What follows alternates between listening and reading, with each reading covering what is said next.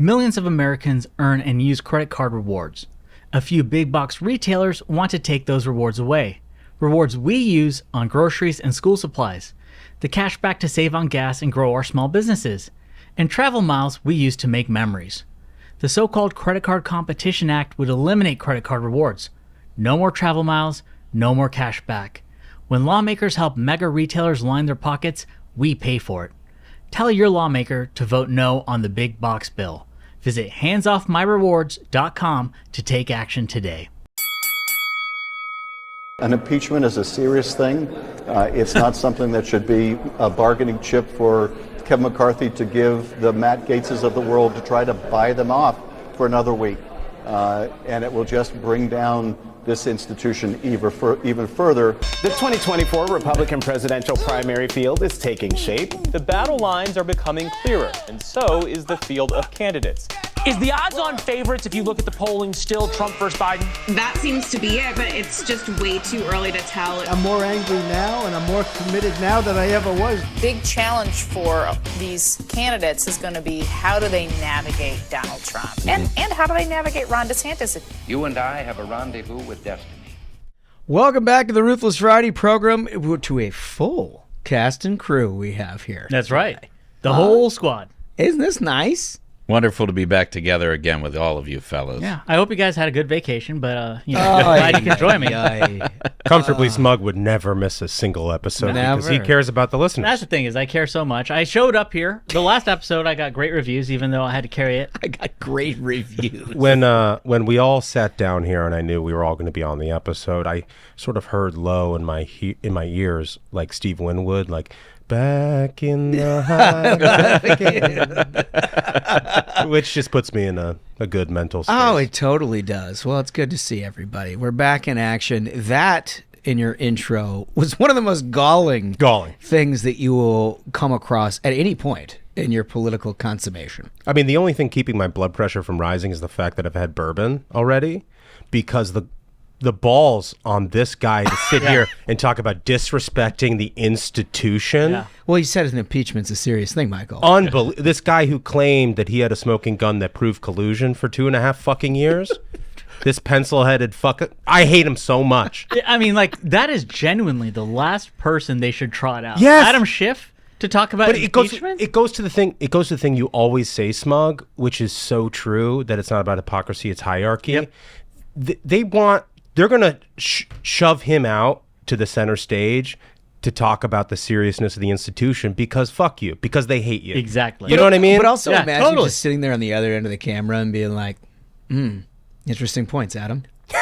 But I mean, I think you took impeachment so seriously. Oh yeah. I mean, I think that further shows how much journalism has fallen apart. Is that they don't see any irony in this whatsoever. They're like, oh yes, very interesting, nice. Very democracy. I think about this from like a comms perspective of having done political communications for a number of years. If your boss is Adam Schiff, think about what it would take for you to be comfortable with shoving that guy in front of a national audience to talk about the seriousness of impeachment. Mm-hmm. I mean, just think about that. And you're like, oh, no, great interview, high value. Well, you know, and like no fear that that's going sideways on you. No fear because he's a Democrat. Yep. He's going on CNN, and they know that the national audience on CNN, however large it may be at the moment, is going to be completely with whatever he says. Yep. Because they're still watching, right? Like if they had one real thought in their head about what they've been lied to about for all of those years, they would change the channel. If they're still watching CNN at this point, they're pot committed. These are fucking marks. They're not viewers. And they know the objective of every question is not to like get to the bottom of something. It's to put Democrats on a pedestal. Yeah. But this one is a little bit much, right? I mean, I expect that kind of cynicism, and I expect exactly as you guys have described it. But like that guy, I mean, it's comic. If you were to see that from a different dimension, just on the outside looking in, that's stand-up comedy. Yeah. It's stand-up comedy. It's like a Christopher Guest version of politics and be like, that's the guy who's going to come out and be like, guys, we're damaging an institution. This is serious stuff. When you're going to impeach somebody, you can't have, for an example, a call that wasn't recorded that nobody has any sort of idea about. And oh, by the way, the entire backdrop to it is actual fucking corruption that this impeachment is about. No, we care about piss tapes.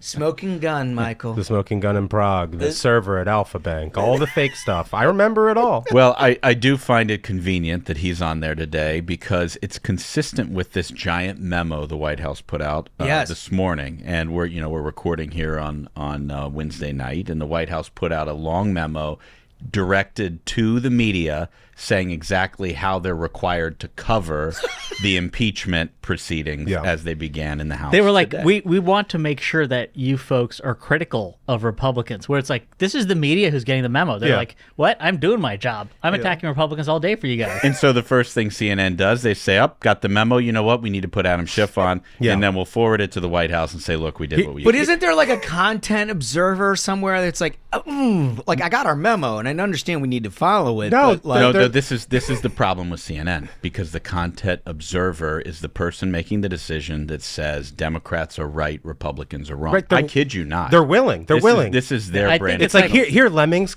straight to the cliff, please. Yeah, it's like North Korea at this point. Like Duncan said, like they bought in all this Russia BS that we now know was a complete pack of lies. Yeah. But they're like, I will continue to believe it 100%. They're on board. These people are right. They've already lost their minds. Right. For the longest time in media, we talk about this on the show a lot. For the longest time in media, journalists have been journalists first, Democrats second.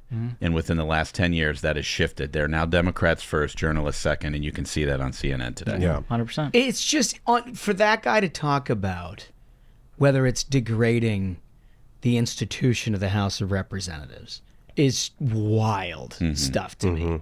That, that's like Tim McVeigh suggesting that he could be the next senator City from federal building structural analysis that he's going to provide. That's exactly it. Is he could be the next senator from California? I mean, they are not sending their best; they're actually sending the worst of the worst. That's what the competition's like over there.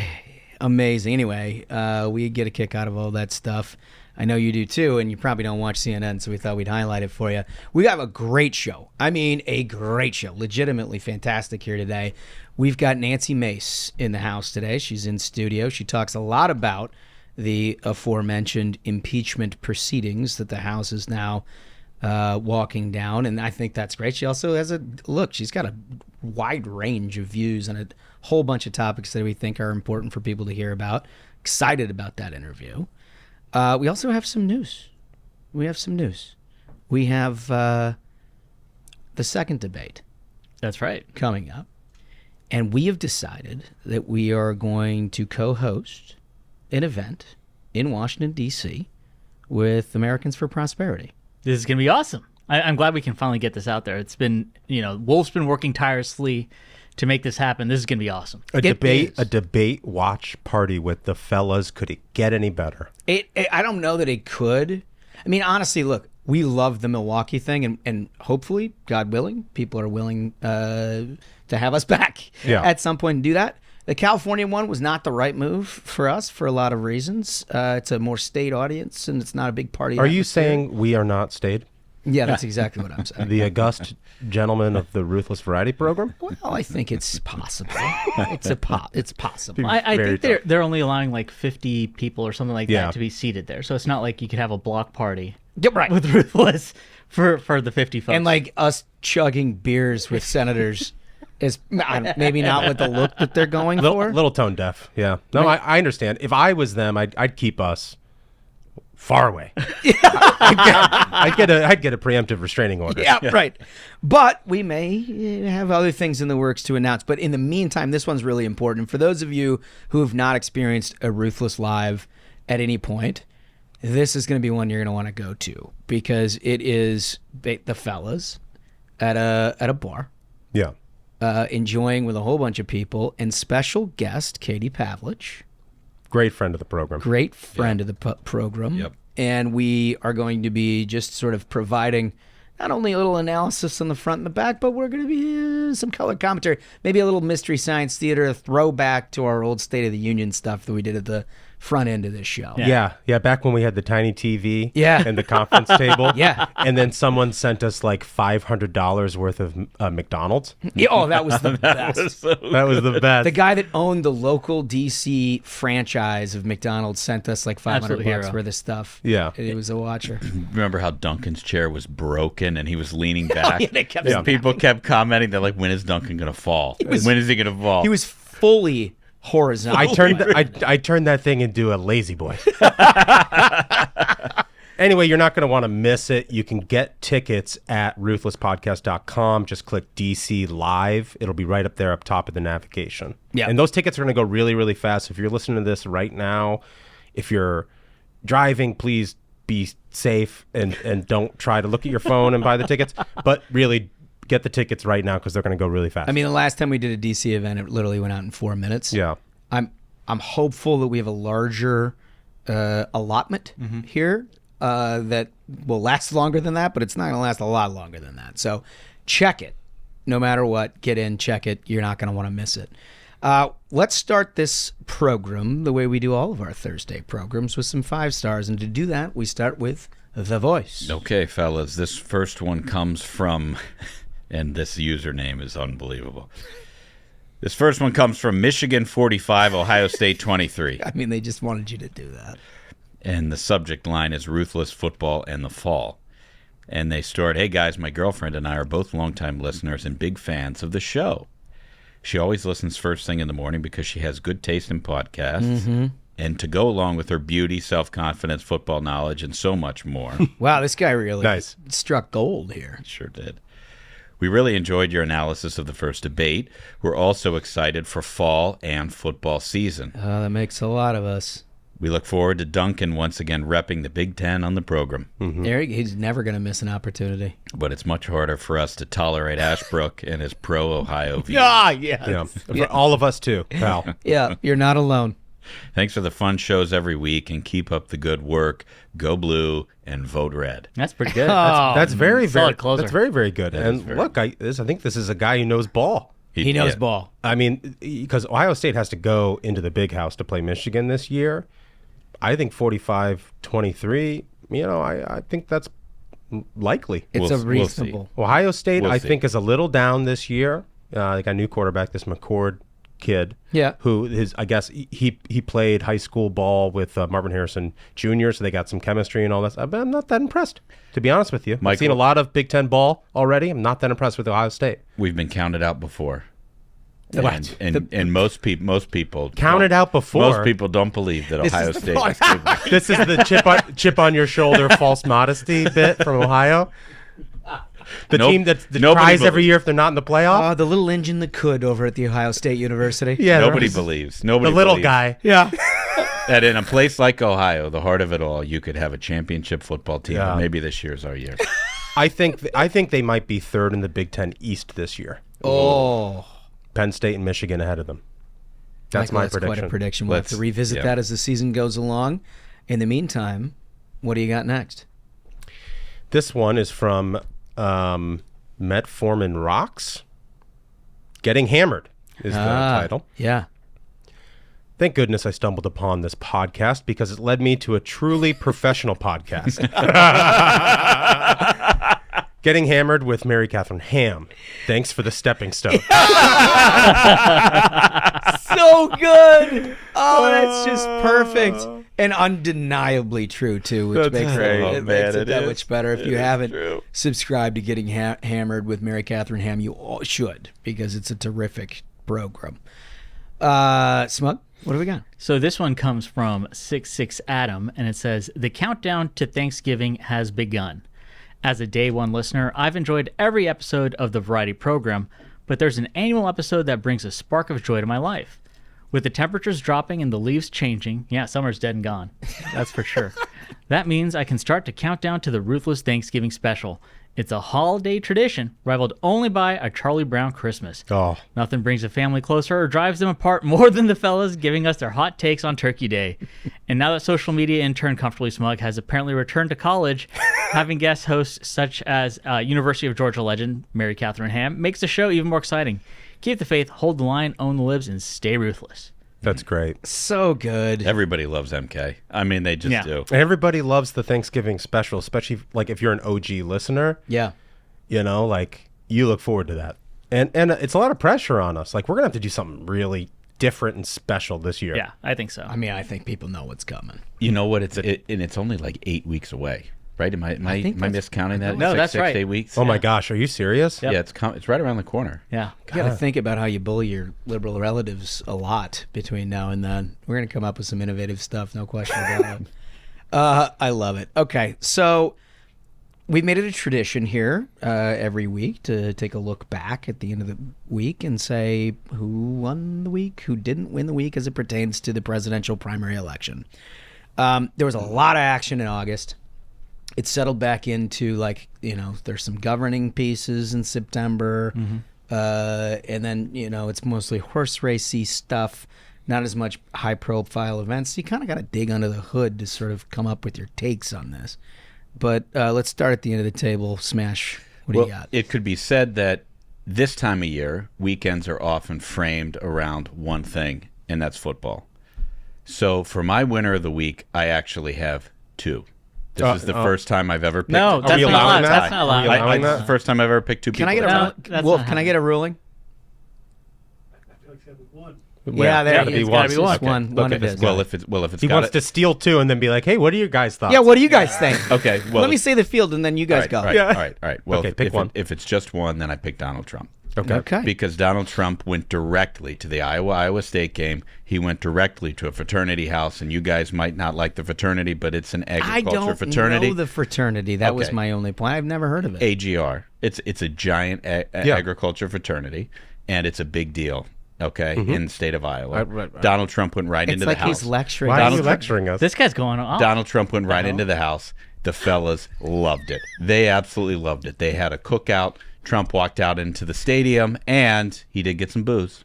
His campaign tried to cover it. His allies tried to cover it up. But the reality is, despite the booze, Trump's performance once again showed that he really has an eye for showmanship. And I won't tell you who the second guy that I thought won it. Don't. But there was another guy who came very, very close to Trump last Saturday. Okay. All right. Michael? Well, I kind of agreed with him that it was Trump, but now that I got a lecture, I'm going to say Ron DeSantis. And that is totally, for those listeners who are loyal listeners of the Variety program, you know that this is not something that you didn't see coming. Yeah. Immediately going to have to. Now I'm going to take the other side. Okay. So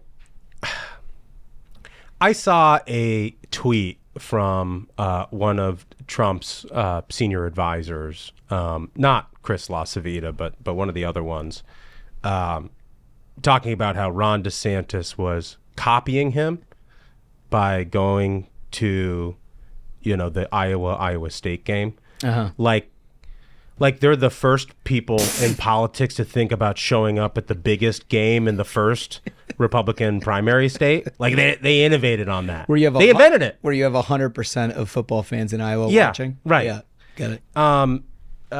Look, I think everything Trump did there was fantastic because it created this sense of inevitability. Yeah. Right? Like he played to the crowds and everything. He threw some footballs. He actually had really good form in that.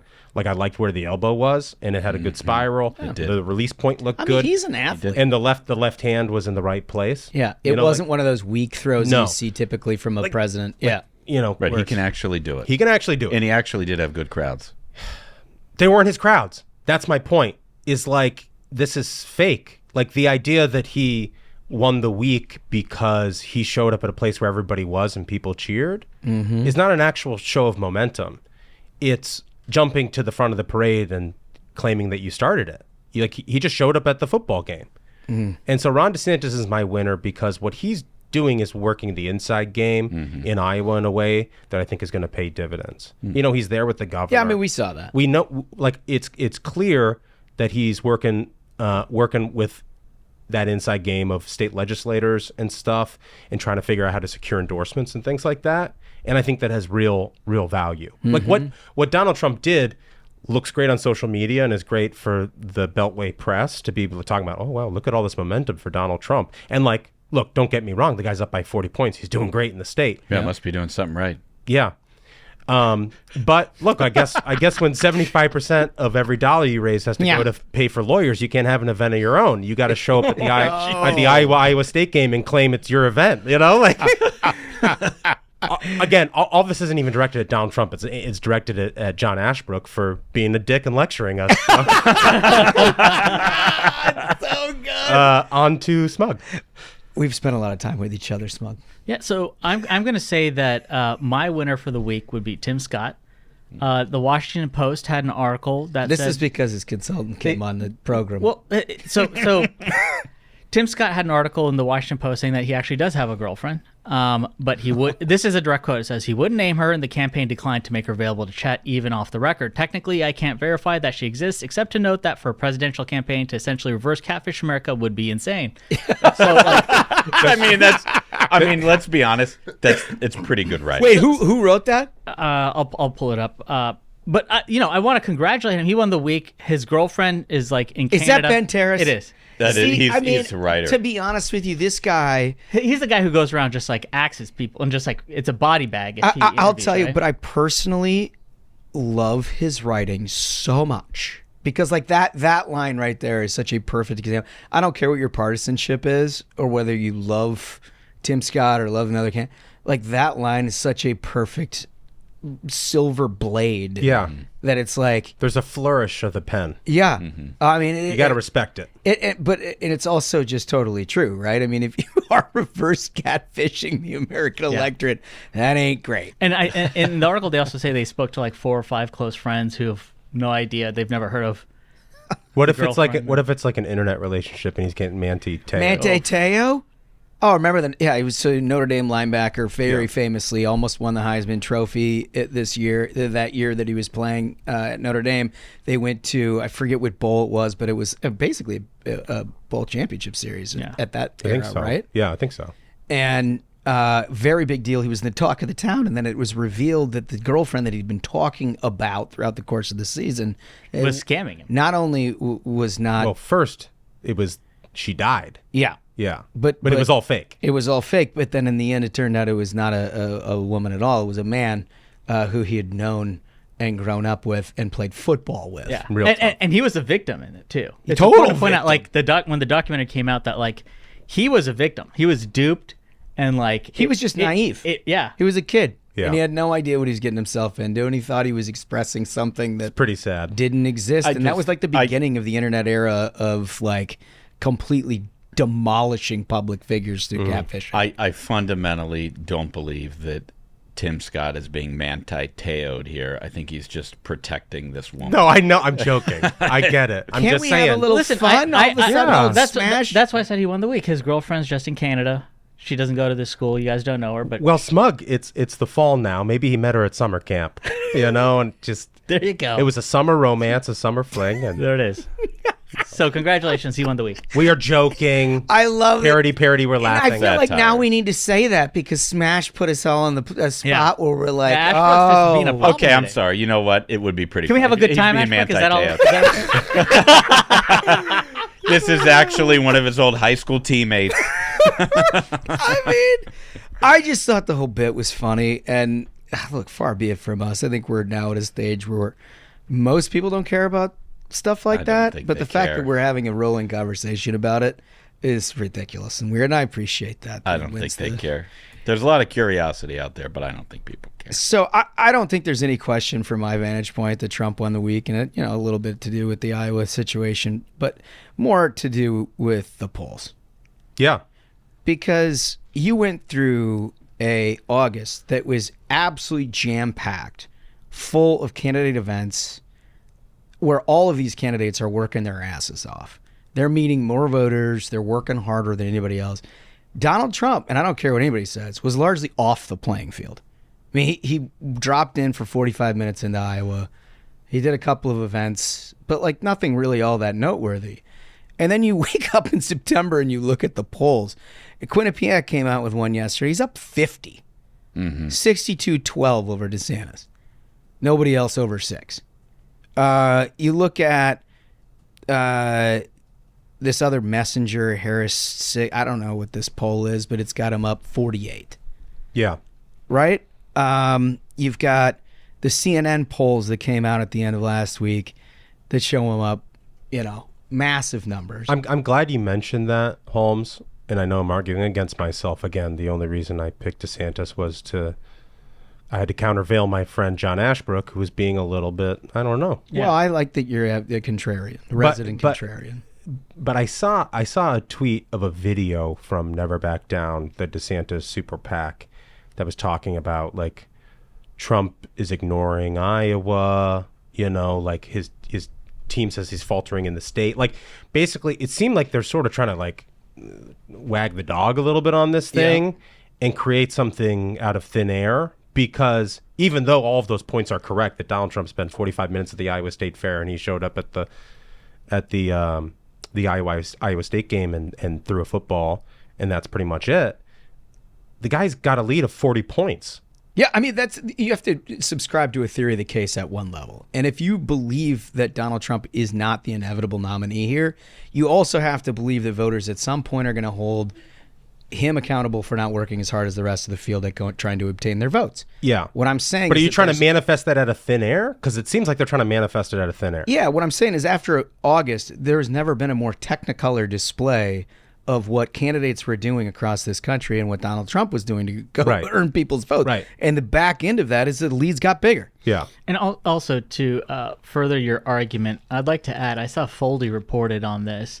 The other night, did you see this? Donald Trump spent the night with the Gold Star families who lost someone during Biden's disastrous pullout from Afghanistan. And he spent the night talking with them and listening to them, which is more than Joe Biden did when he was checking his watch to be like, when can I get done with this? Yeah. So that was really nice of President Trump to do that. Yep. No, look, he's made high profile, very quality impacts, albeit limited, especially in comparison to 2020 and 2016 in particular, where he was omnipresent every single day. Yeah. Anyway, let's transition to this impeachment inquiry.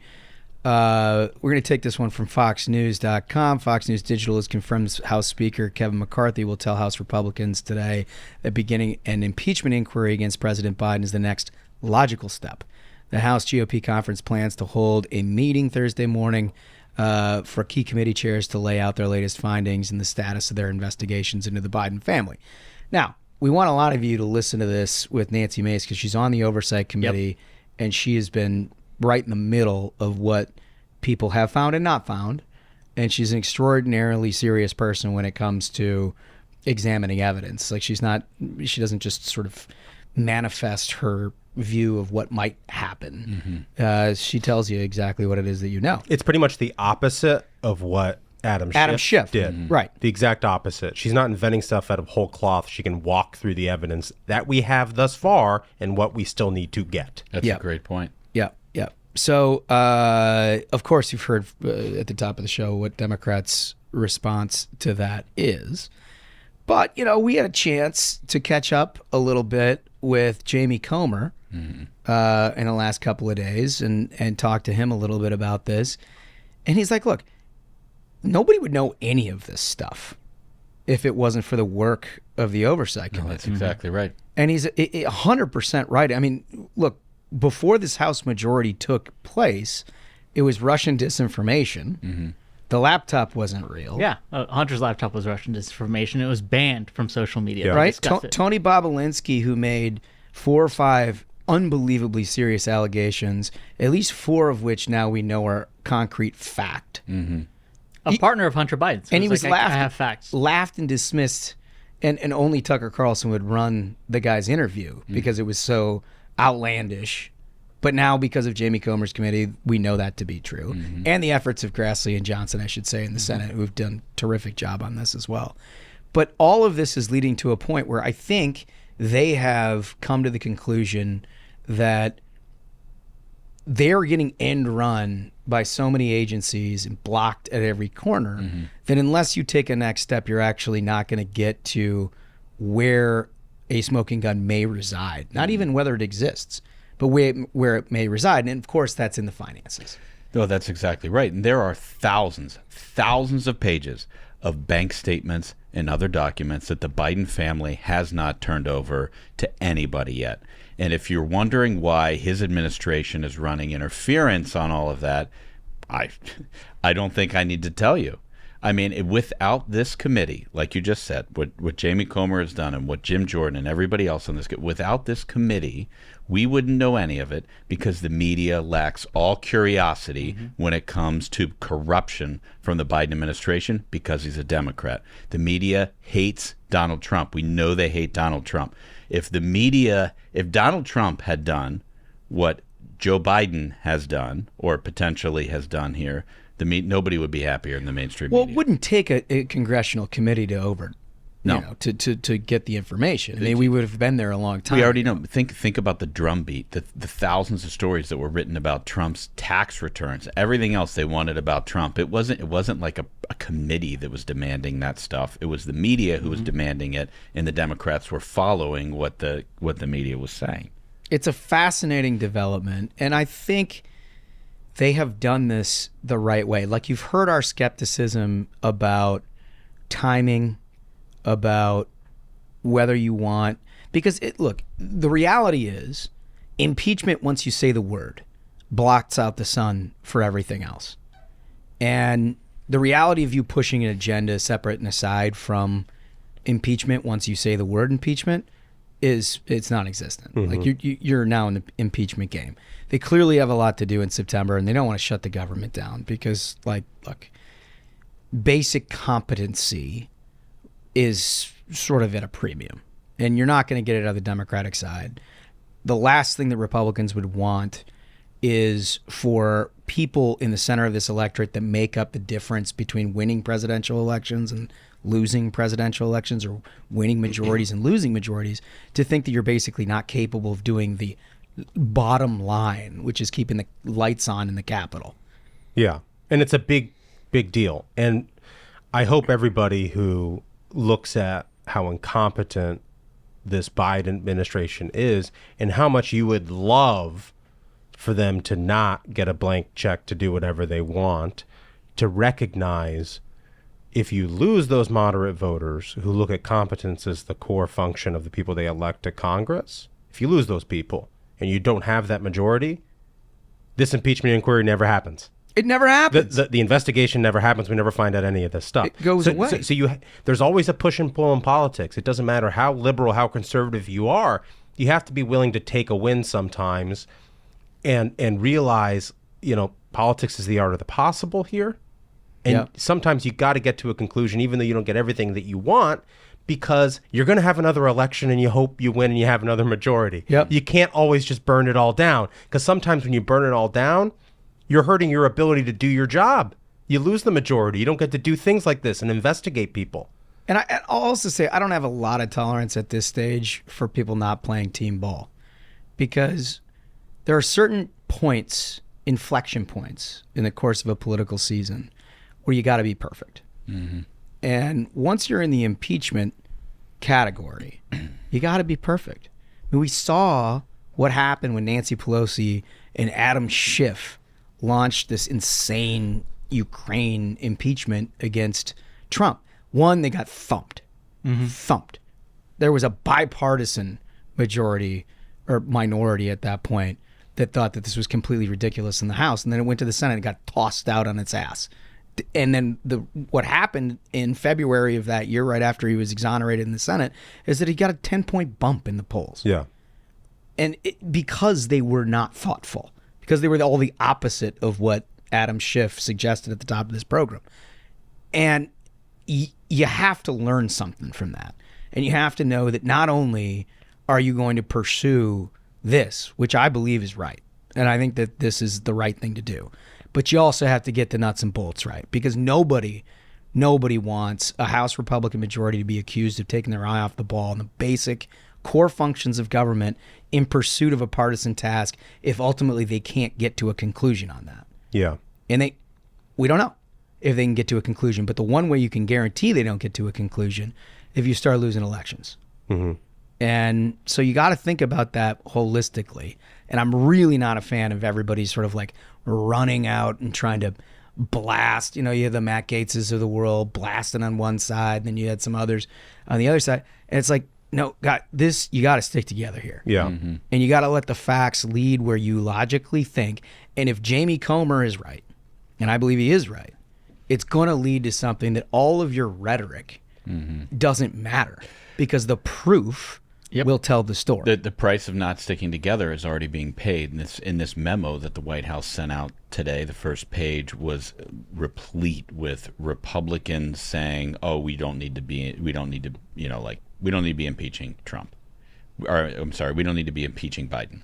Did you? I don't know if you guys read Although through this I memo. will say this, a lot of them are old quotes, and I think we didn't know what we don't know. I mean, there's an awful lot of members that were reacting to like Hunter Biden prostitute tapes. But it shows you, so their old quote, it shows you what this White House is doing. They're hunting for any Republican who they can use to divide all of us. And that's what the media is doing too, by the way. They're not interested at all in thoughtful people like Nancy Mace coming on and talking about what she thinks they need to do to get to the end of this inquiry. Like that's not a part of the interview that they're interested in. Right. They're interested in the one Republican who says all these people are idiots. Yeah.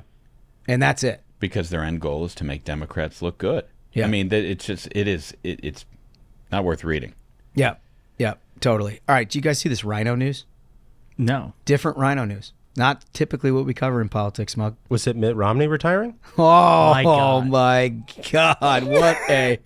What an absolute blast. I'm sorry. Oh, man. Jesus. Okay, well, nope, that's not it.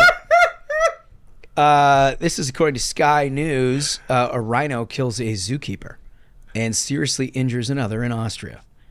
My God. A rhino killed a zookeeper and seriously injured her colleague, police in Austria have said. The attack happened at a Librum Zoo, western city of Salzburg, around 7 a.m. The 33-year-old zookeeper was attacked by the animal for reasons that are still unknown during routine work in the rhino enclosure. The woman succumbed to her injuries at the scene of the accident. To your point, Smash, they're coming. Well, I can't imagine why a zookeeper would be in the cage for any reason other than to clean up after the rhino or to feed it.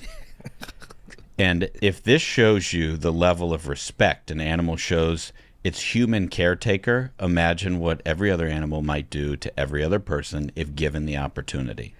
Animals are dangerous, and we know they're rising up against humanity. And it's very, very important that we stand up and stop them. And I think we've had a few guests who've suggested that they themselves feel like they're capable of taking on the rhino, which I think now is applicable. Oh, it's certainly applicable. Because to your point here, this happened during the morning rounds when the animals are fed and treated with insect repellent, of course, to try to make sure that these are not uncomfortable animals. Right. Right, they're taking care of them. They're taking care of them. And this animal decided, no, thank you. Yeah, this is literally biting the hand that feeds you. I will stomp you. Yeah. Yeah. But this is, honestly, this gets to the fundamental reason why we ask everybody, which animal can you take on mano a mano? Because we want to put the plan in place. There's a recruitment process. We have to have an army. If we're going to be able to stave off this animal menace, we're going to have people who can do it. I think that's right. I'm glad you've led the way on this. This is such a terrible story. So, like, it was the woman ended up being killed. She succumbed to her injuries. But the guy who was injured jumped in there and tried to get the attention of the rhino to help her. That's awful. And the rhino comes charging at him. Yeah. And so he got helicoptered out. I mean, the only way to take care of a rhino is a bullet, dude. Like, they make great trophies, not zoo animals. No, or this pets. is exactly. So, well, they ought to saw off that horn for starters. So what? Right? Don't they? Well, you want that as part of the trophy, though, right? You need to get that horn off there. What the Austrians need to do is take a page out of Cincinnati's playbook. And when Harambe had a child in his cage, Cincinnati took him down. That's a great take. the Austrians, the Europeans need to call Cincinnati and ask them how to handle a situation ridiculous. like that. Harambe was the last good one. Yeah, that's what they all said. He was the last good animal, and we killed him. He was trying to protect that baby. Oh, I'm sure. And all we have left is all these animals trying to fight us. And it's just, I can't believe Maybe it's decided the Cincinnati Zoo against Harambe, an angel who is in heaven. He deserved it. He was a horrible. Harambe tried to kill a child. Yeah, Michael. seriously. He did not. Michael's still taking the words of the Shout out to the animal. zookeeper who shot him. Like, that's good aim when there's a kid there, too. It's not hard to hit. Shout out to gorilla. But he's holding a kid, so, you got to make sure you make that shot. Oh, yeah, you're right. Yeah. There is some added level of difficulty. Harambe's like holding the kid in front of him, trying to use him as a body shield during his escape. Hold on. Our police officers are trained for that. Hold on. It's like a hostage situation. Someone as someone smug who has a lot to say about parents with children on airplanes, you don't point out the fact that maybe it's the parents' fault that the child fell into the enclosure. I think this is a situation. You blame parents for kids' ears. You don't have to take this. You don't have to take this. And you're going to sit here and be like, it's Harambe's fault that somebody wasn't watching the kid. No, I'm telling you, there's no good. There's no good person in this story. It's all it's terrible people all the way down, except for the one who shot the gorilla. Oh man! I guess we know who not to call when the animals come for us. Michael Duncan is going to be on their side. Okay. But you know what? We've got even more for you because we have an alien situation. Oh man! For those of you not on social media, you've missed a great day on Wednesday when basically everybody was engaging with the photograph that was released of an alien body with 3-fingered hands, unknown DNA, and quote unquote eggs inside. I don't know. There's a photo of it for the folks on YouTube. You get to enjoy. Yeah, you get. Yeah, look at this guy. Look at this guy. Clearly real. How do you doubt that scientific evidence? Look at that. It looks like not at all paper mache. It looks like it looks like a beef jerky version of E.T. It's like dehydrated. It was found in Peru and said to be 1,000 years old. Sure it is. The body is pretty scrawny. I'll be frank with you. I'll read from this Daily Mail piece. Jaime Musan, who has led investigations into alien phenomena for decades, stood with scientists to unveil 2 corpses in what he called a watershed event in front of Mexican Congress on Tuesday. The researchers made the extraordinary claim that the corpses presented in windowed boxes and supposedly recovered in Cusco, Peru, were not a part of our terrestrial evolution, with 30% of their genetic composition still unknown, according to the Mexican media. All right, so we've got a variety of views on this program about whether or not something like that is real. Michael, you've always taken the position that we are being alien invaded. I feel like Smug's gone back and forth a little bit. So, I mean, I think it's interesting to know, it says here that carbon dating by a university found the body to be 1,000 years old, right? So I think they maybe got like some old prehistoric animals or whatever, mixed them up, jumbled them up, put some paper mache in there, made it look like ET, and they're like, now look at this. But honestly, I they said that they presented this today in front of Mexico's Congress.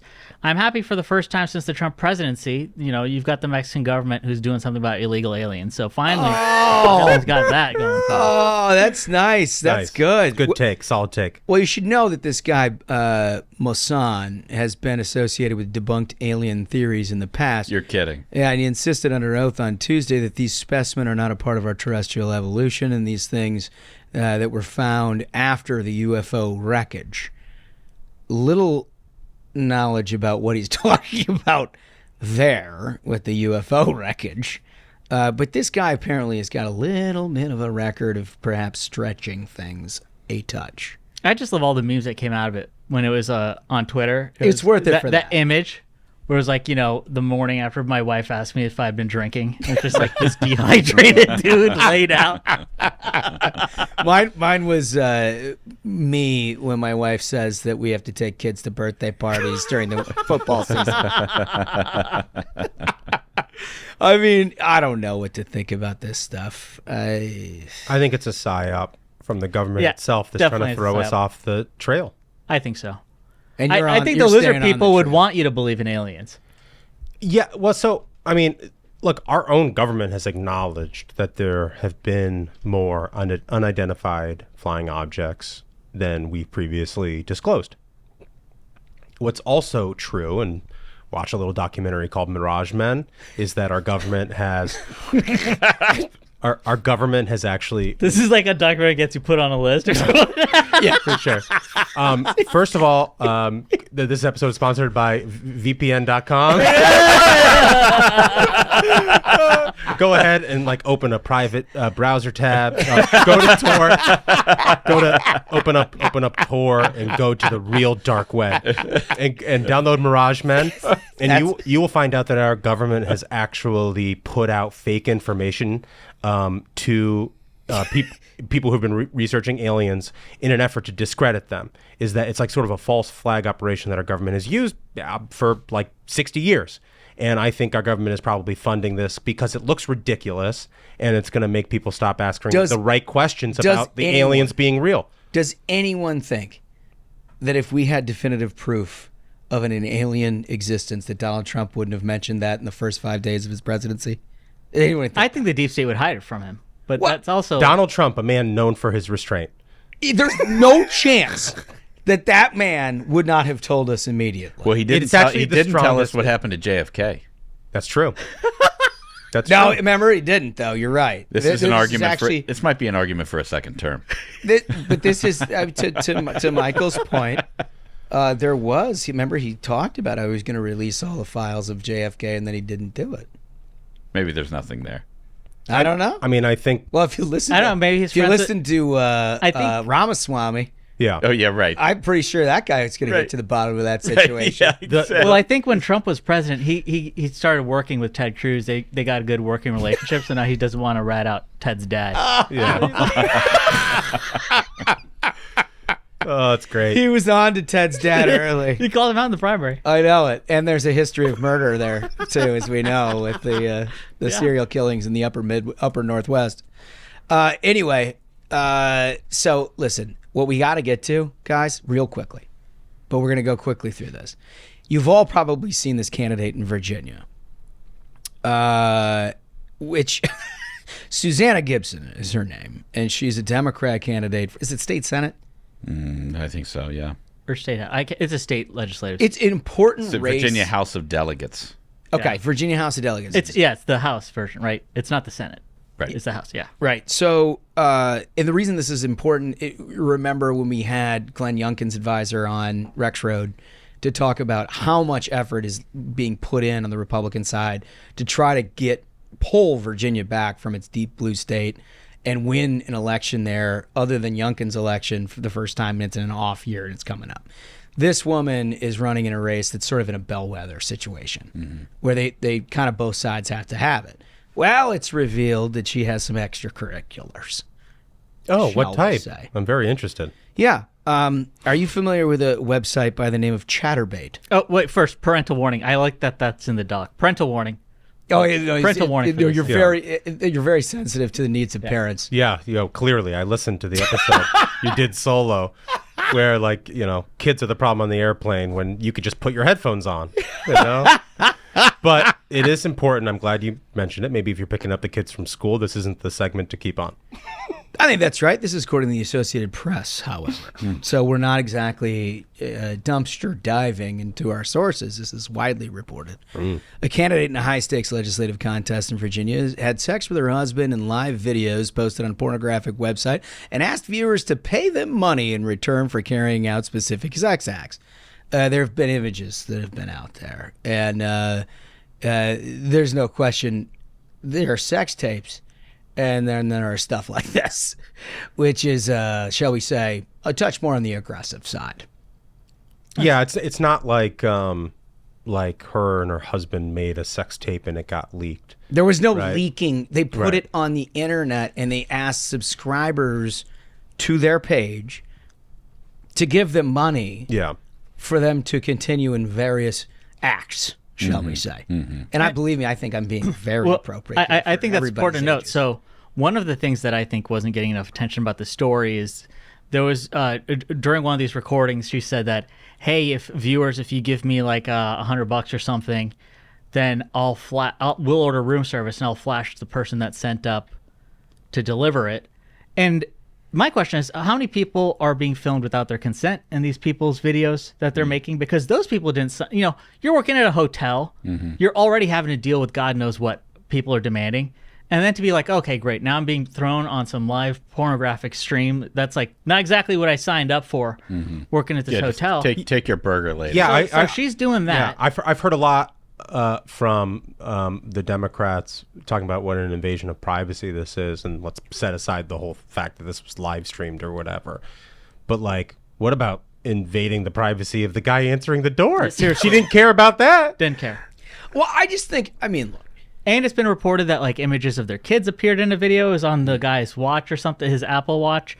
And then also she announced her candidacy, I want to say in July or August of last year. And then she's doing streams still at the end of last year after she'd announced, saying to the viewers, hey guys, be sure to donate money. It's going towards a good cause. So is she like soliciting campaign money to this? Because that's illegal. That would be the most wild thing ever. So that is the thing that you need to find out, right? Because she's been, like she said, it's going for a good cause.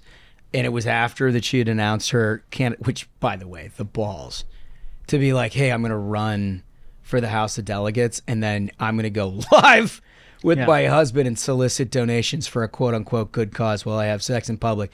And then at the end of that, be like, what an invasion of privacy. Yeah. What I simply am astonished that people would try to look to uncover things like that. You can only get away with it if you're a Democrat. But I just don't. So it just cuts two ways for me. I'm hardly the puritanical type, as I think probably listeners of the Variety Program understand. I don't look at this stuff as like a disqualifier in terms of like an act, particularly with her husband. I think it's really sort of like questionable judgment to do this online at some level. You're trusting this person to have the judgment to sort of represent you in your district. And like, this is just something they've thrown out. You got to imagine their representation is probably not what you'd like it to be. If they're willing to compromise their own sort of personal integrity in that level. However, I will say, would you be shocked if she like posts a record fundraising number after this? No. No. Because I think... Bro, Donald Trump has been indicted like 4 times. 4 times, and he has had record fundraising days every time. Yeah. Why would this be any different? But I think that's part of what the American people are saying at some level. Like, I'm not defending this at all, and I'm not going to. Because I do think this lady's judgment is just completely warped if she thinks that you can, on one hand, make some kind of a living filming as a mom. Yeah. Filming sex acts and getting paid for it. And then expressing an incredulous indignation that anybody would be interested in that kind of thing. Yeah. But on the other, it's like... I think the American people are pretty much telling all of us, with the lead that Donald Trump has, with what's happened over the last 3 years in terms of whatever, is like, we're not interested in puritanical politics right now. No, I just think people just don't care about anything. Like, it's just negative partisanship. It's like, oh, somebody's attacking our side, I'm going to give that person money. Yeah, the politics of 20, even 10 years ago are out the window. It's a completely different game field here. We have never seen anything like this, and I have a feeling, guys, there's only going to be more of it. There's only going to be more of it. This isn't the last. This isn't like... I mean, it's good. This is like quality. Quality. I mean, like, I don't know if I'd call it quality. I mean, it's not our best. Wouldn't you say that this is easily the most aggressive in terms of like what's been out there for a candidate in a serious political race? I think so, but I think Ashbrook's right in the sense that you're going to eventually have folks who are in their 20s or early 20s right now who have shared every moment of their lives on social media to begin with. Yeah. Yeah, they're less concerned about it. For sure. Everything is being pushed. All the norms are out the window. Like everything is brand new. Politics. But there's still But to your point that you were making earlier about how it's only a problem if a Republican does it, I mean, they're still doxing kids.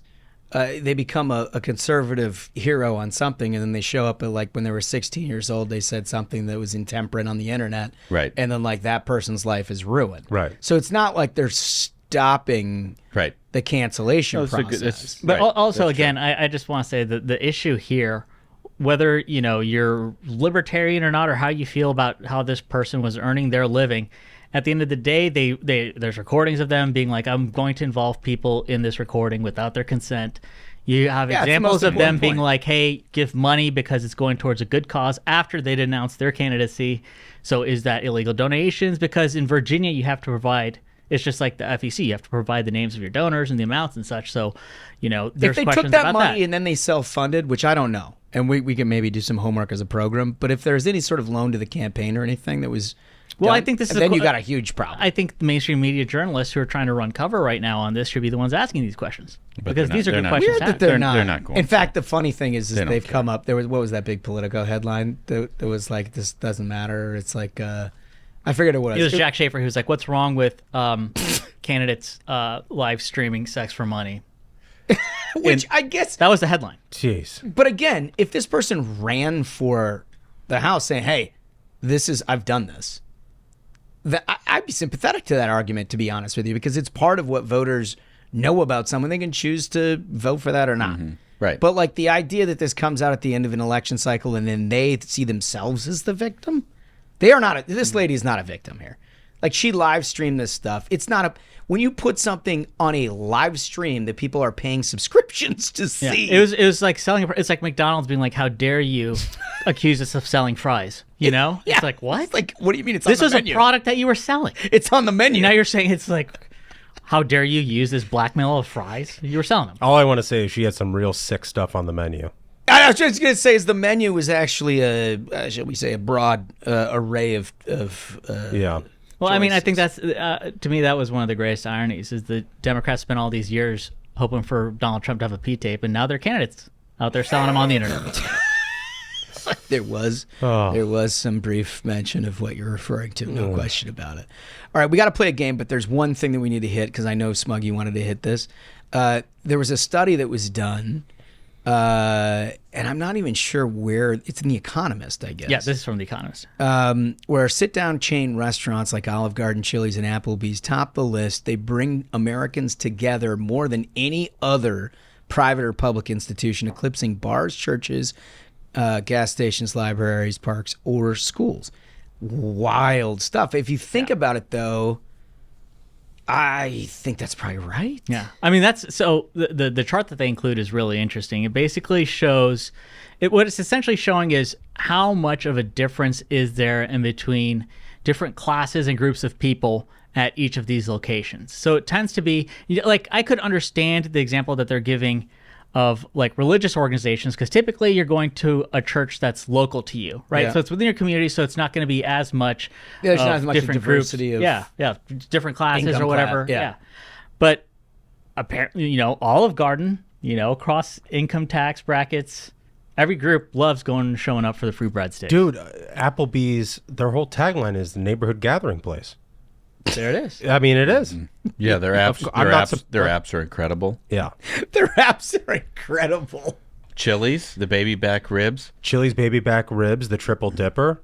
The triple dipper is the one with the sliders and the buffalo wings, and then I think they got the Southwestern egg rolls. Or you Delightful. Can just walk in and get the chicken tenders and ranch dressing. There you go. But let me just suggest, I do think there's a cut. Maybe it's the greatest diversity in terms of like low income to high income. But there's definitely at least one segment of the high income that you're unless you're the CEO of Darden Foods, I don't think I'm going to see that a CEO of a Fortune 50 company that's showing up at Olive Garden.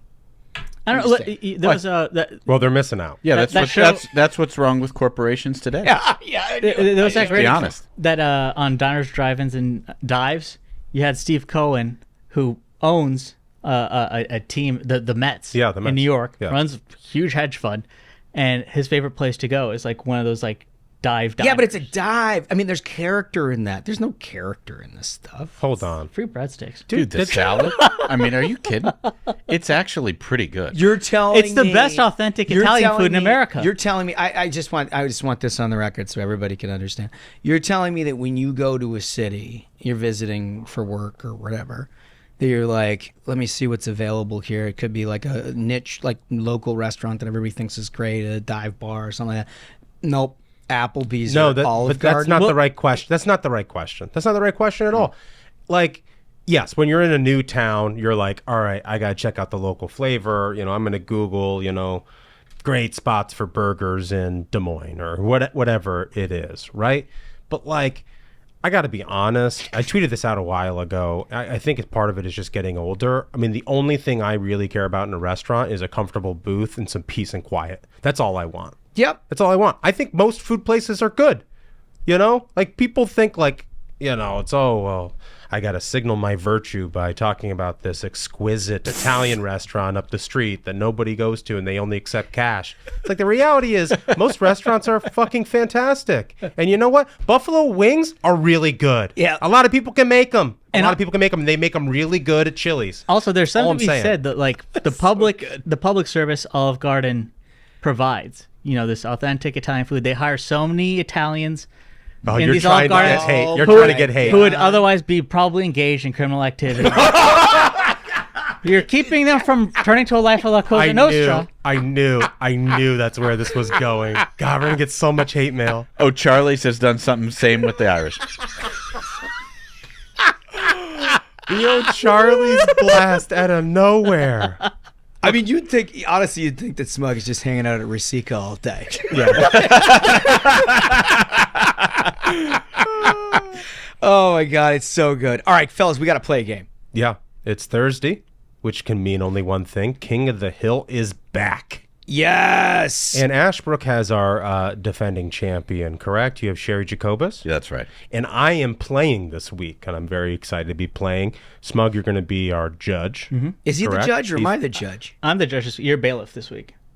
Is that the way that it works? that- I thought you rotated into I think, judgeship. honestly, dude, I think he just gaslit everybody into like him being judge. But I think considering this is our first one back, Okay, I'm fine. Listen, I'm not. we gonna should throw him a protest. bone. I'm not going to protest it. I wanted to know that I'm gonna be we're in charge. properly Yeah. dealing with. I'm the not sure it's rotation. real, but he will be judged. Okay, all right. Well, T-Rex will tell us that we fucked up later, but It's possible. It's possible. All right. I am bringing as challenger Bill Crystal. Oh boy. And we gotta go. Let's go ringside. Ladies and gentlemen, your attention, please. It's time for King of the Hill. In the blue corner, fighting out of Pierre Omidyar's checkbook. Bill, war now, war forever, Crystal.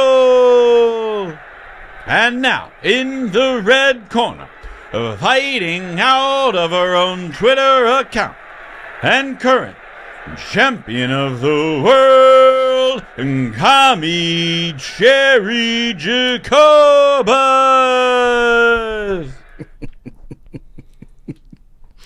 It's as good every time.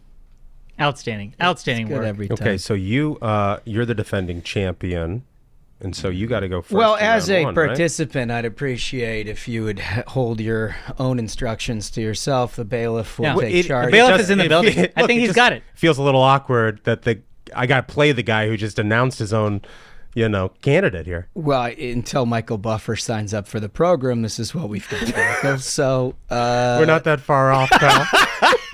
Yeah, I know. Smash is the defending champion. You are free to present your case before Judge Smug. Judge, I'd like to present to you exhibit number 5, please.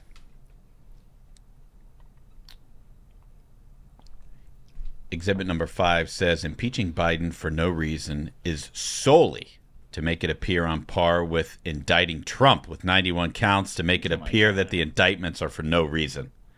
Republicans are trying to make the two situations seem the same in order to water down the impact of Trump's criminality. Incredible take. Wow, that's I mean, really hot. just I don't think I need much commentary on this. She's literally trying to say that there's nothing to be seen in Joe Biden's It's the actual complete inverse of reality. Like, it's incredible that someone's mind is functioning in such a way. It's got to be dangerous, physically dangerous for them on a daily basis. I don't know. The kittens. The kitten. Yeah, think of the kittens. The cats. Seems kind of run of the mill to me. Anyway, our challenger, Bill Kristol. Let's go to exhibit number 3. For various reasons, I'm a man of the people. I like conversation. I don't like the censoriousness of the anti-talkers, etc. Censoriousness. I've heretofore shunned the quiet car on the Acela. Holy shit. But I took it this morning. It was fine. Good even. Still, it was kind of quiet. Incredible. I have never heard somebody who travels the Acela in the Northeast Corridor claim to be a man of the people. No, because they don't go in the quiet car. He's like, I want to hear the take from the man. I want to hear what the people are thinking. What are the American people real? What matters to them? I'm going to get on the Acela. Let's hear what these folks are saying. And I've certainly never heard anybody claim to be a man of the people and use the phrase heretofore in a tweet. I mean, I know he tries to do a bit, but I mean, that is him, is the thing. Yeah. It's like a 40 chess. He's lost in his own mind. Round 1 goes to Bill Kristol. That's just incredible. Let's go. What a bomb. Let's go. Okay. See if you can capture his momentum. You are free to present your case. And here's the knockout. Exhibit number 1.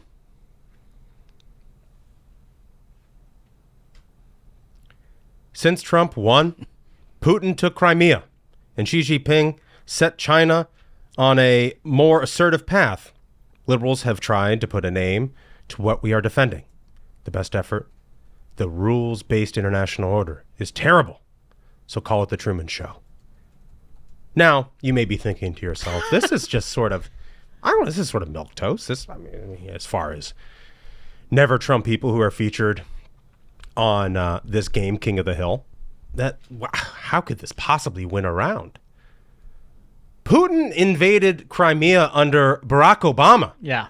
That was my question as for evidence. And Bill Kristol apparently is unaware of this fact. I would think he would really keep track of invading countries. That's like a pet hobby. You would think this guy who loves war so much would know this simple fact. Let me say I have zero previous knowledge of any of the takes that you are taking, but I can say with absolute authority that Putin, in fact, invaded in February of March of 2014. Yeah. And invaded and subsequently annexed the Crimean Peninsula in that time period. Yes. So that's just that's just bailiff presenting. Thank you, bailiff. I appreciate that. Yeah. Okay.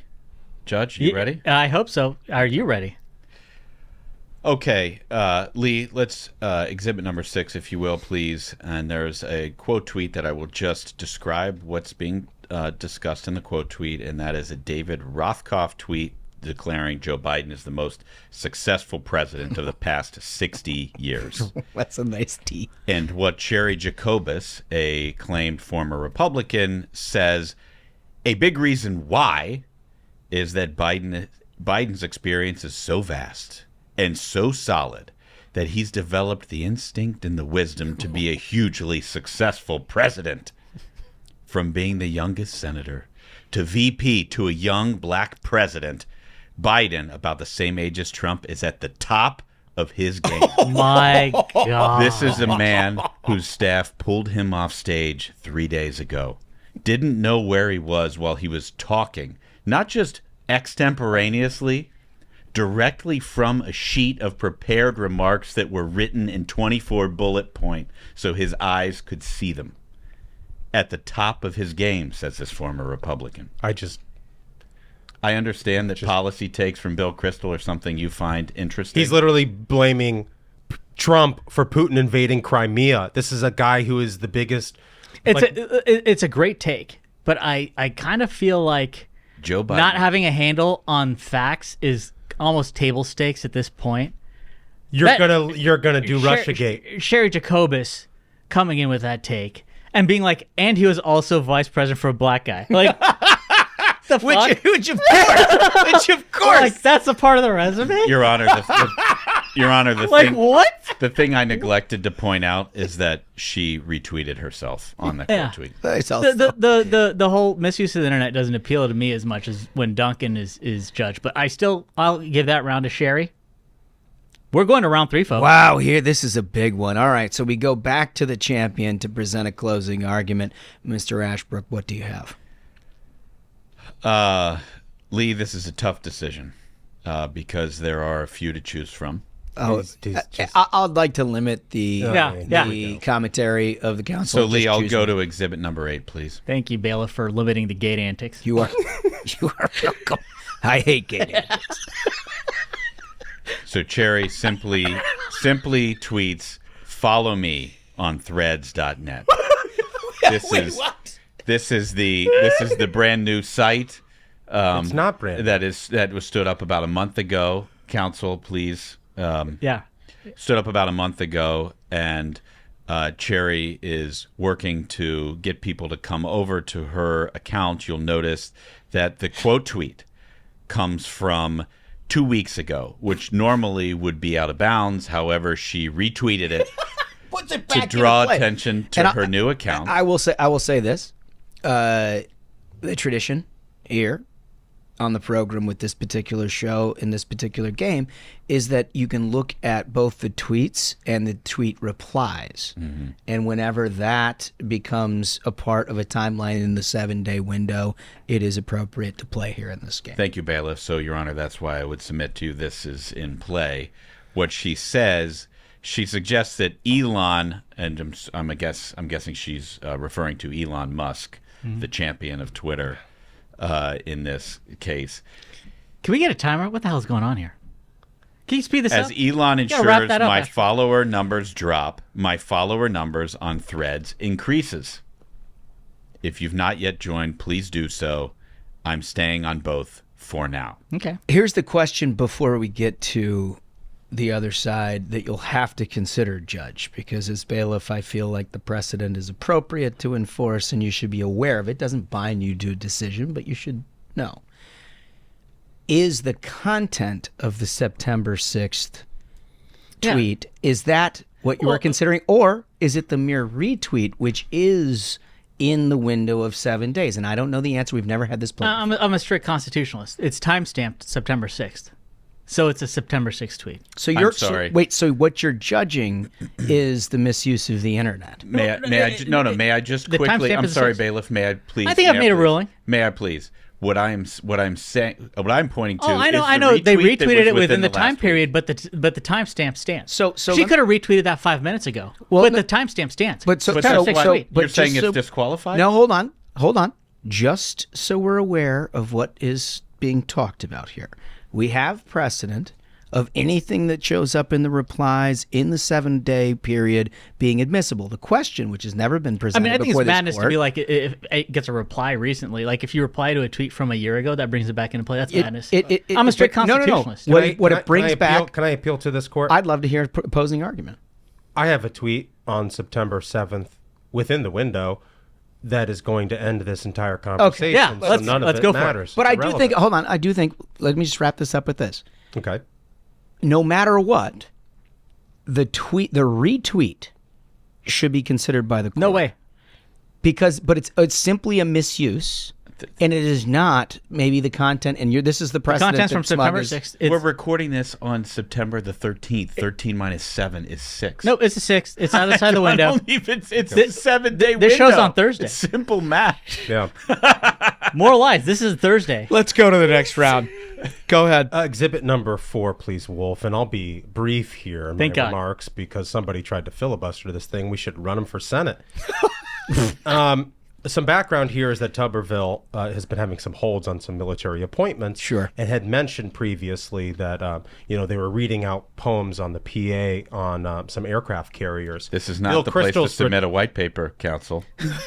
The audacity of this guy to sit here and say that to me 10 seconds in after his 3-minute rant. I'd like to limit the back and forth and get right to it. If Bill Kristol says the Navy Secretary should announce a competition for best poems written by military personnel aboard aircraft carriers and present the Tuberville Trophy to the winner of the Army-Navy game. Can you imagine that at halftime of the Army-Navy football game is a reading of poetry where somebody's awarded a trophy?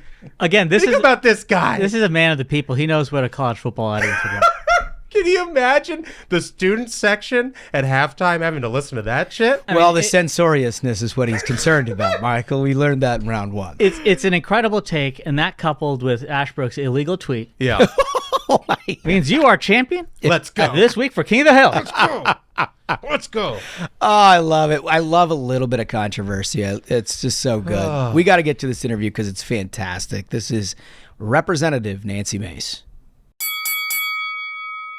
I want to welcome to the program somebody I think is one of the most interesting members of Congress, certainly somebody who speaks her mind every opportunity she gets in a very generationally appropriate way that I think there's an awful lot of people in the Republican Party love to see. It's a younger generation that you're speaking to on a day-to-day basis, no question about it, a huge overlap with our audience. Congresswoman Nancy Mace. Thank you. I'm excited. This is my first time on Ruthless. Yeah, what a treat. I can't believe it's taken this long. Can we long. rename the show just this once from Ruthless to Ruth Moore? My middle name is Ruth. Oh. There's a lot of Ruth in the room right now. So tonight, for one day only. One day only. It's Ruth Moore. Yeah. I love it. Or more Ruth. I don't know. But and I love that you guys have the bourbon out too. Sure. I had a long afternoon. I just came off the floor. Yeah. And it was quite a spectacle. And I was like, they're like, you want water? I'm like, no, where's the wine? Let's go. Perfect. So, yeah, you come back from recess and you're in town for like half a day and you're like, jeez, I need it's that bad. I mean, I'm like, we're a half day in. It is that bad. Yeah. There'll probably be a refill halfway through. So, I love that. It's like the first day of school and then you find out school sucks. Yeah, it does. Like I am a high school dropout. Like this is, it's just so messed up because it's just performative, and like people just take themselves too seriously, or they just do it because they're trying to raise money or get attention or get a TV interview. I'm like, no, we got real problems, and good people here to solve them and all that. But I had an incident. I told you guys about it before we got on air, where someone put their hand on me on the floor, and we got into it. And I'm not like little baby bear, like a little bear cub. Like I am Mama Grizzly. The last person you should probably lay a hand on is Nancy Mace, because it's not going to end well. What did they not know that by now? I don't know. He was a huge mistake, and I let them know. But it was a little confrontational. But like things get heated, and we're supposed to be doing things. We're supposed to be working for the American people. And then when you just lie or you're just full of shit, and I do a lot of deals up here. I negotiate things. I try to move the ball forward. I am nice until I'm not, because it is time to get things done. We're at the end of the year. We're at the it's September, but we're facing a possible government shutdown. We don't know how long that's going to be, and then if that doesn't happen, we still only have a few weeks left legislatively, and things that should have happened haven't. And I'm sick of it. I'm done. Like it's time to move or get out of the way.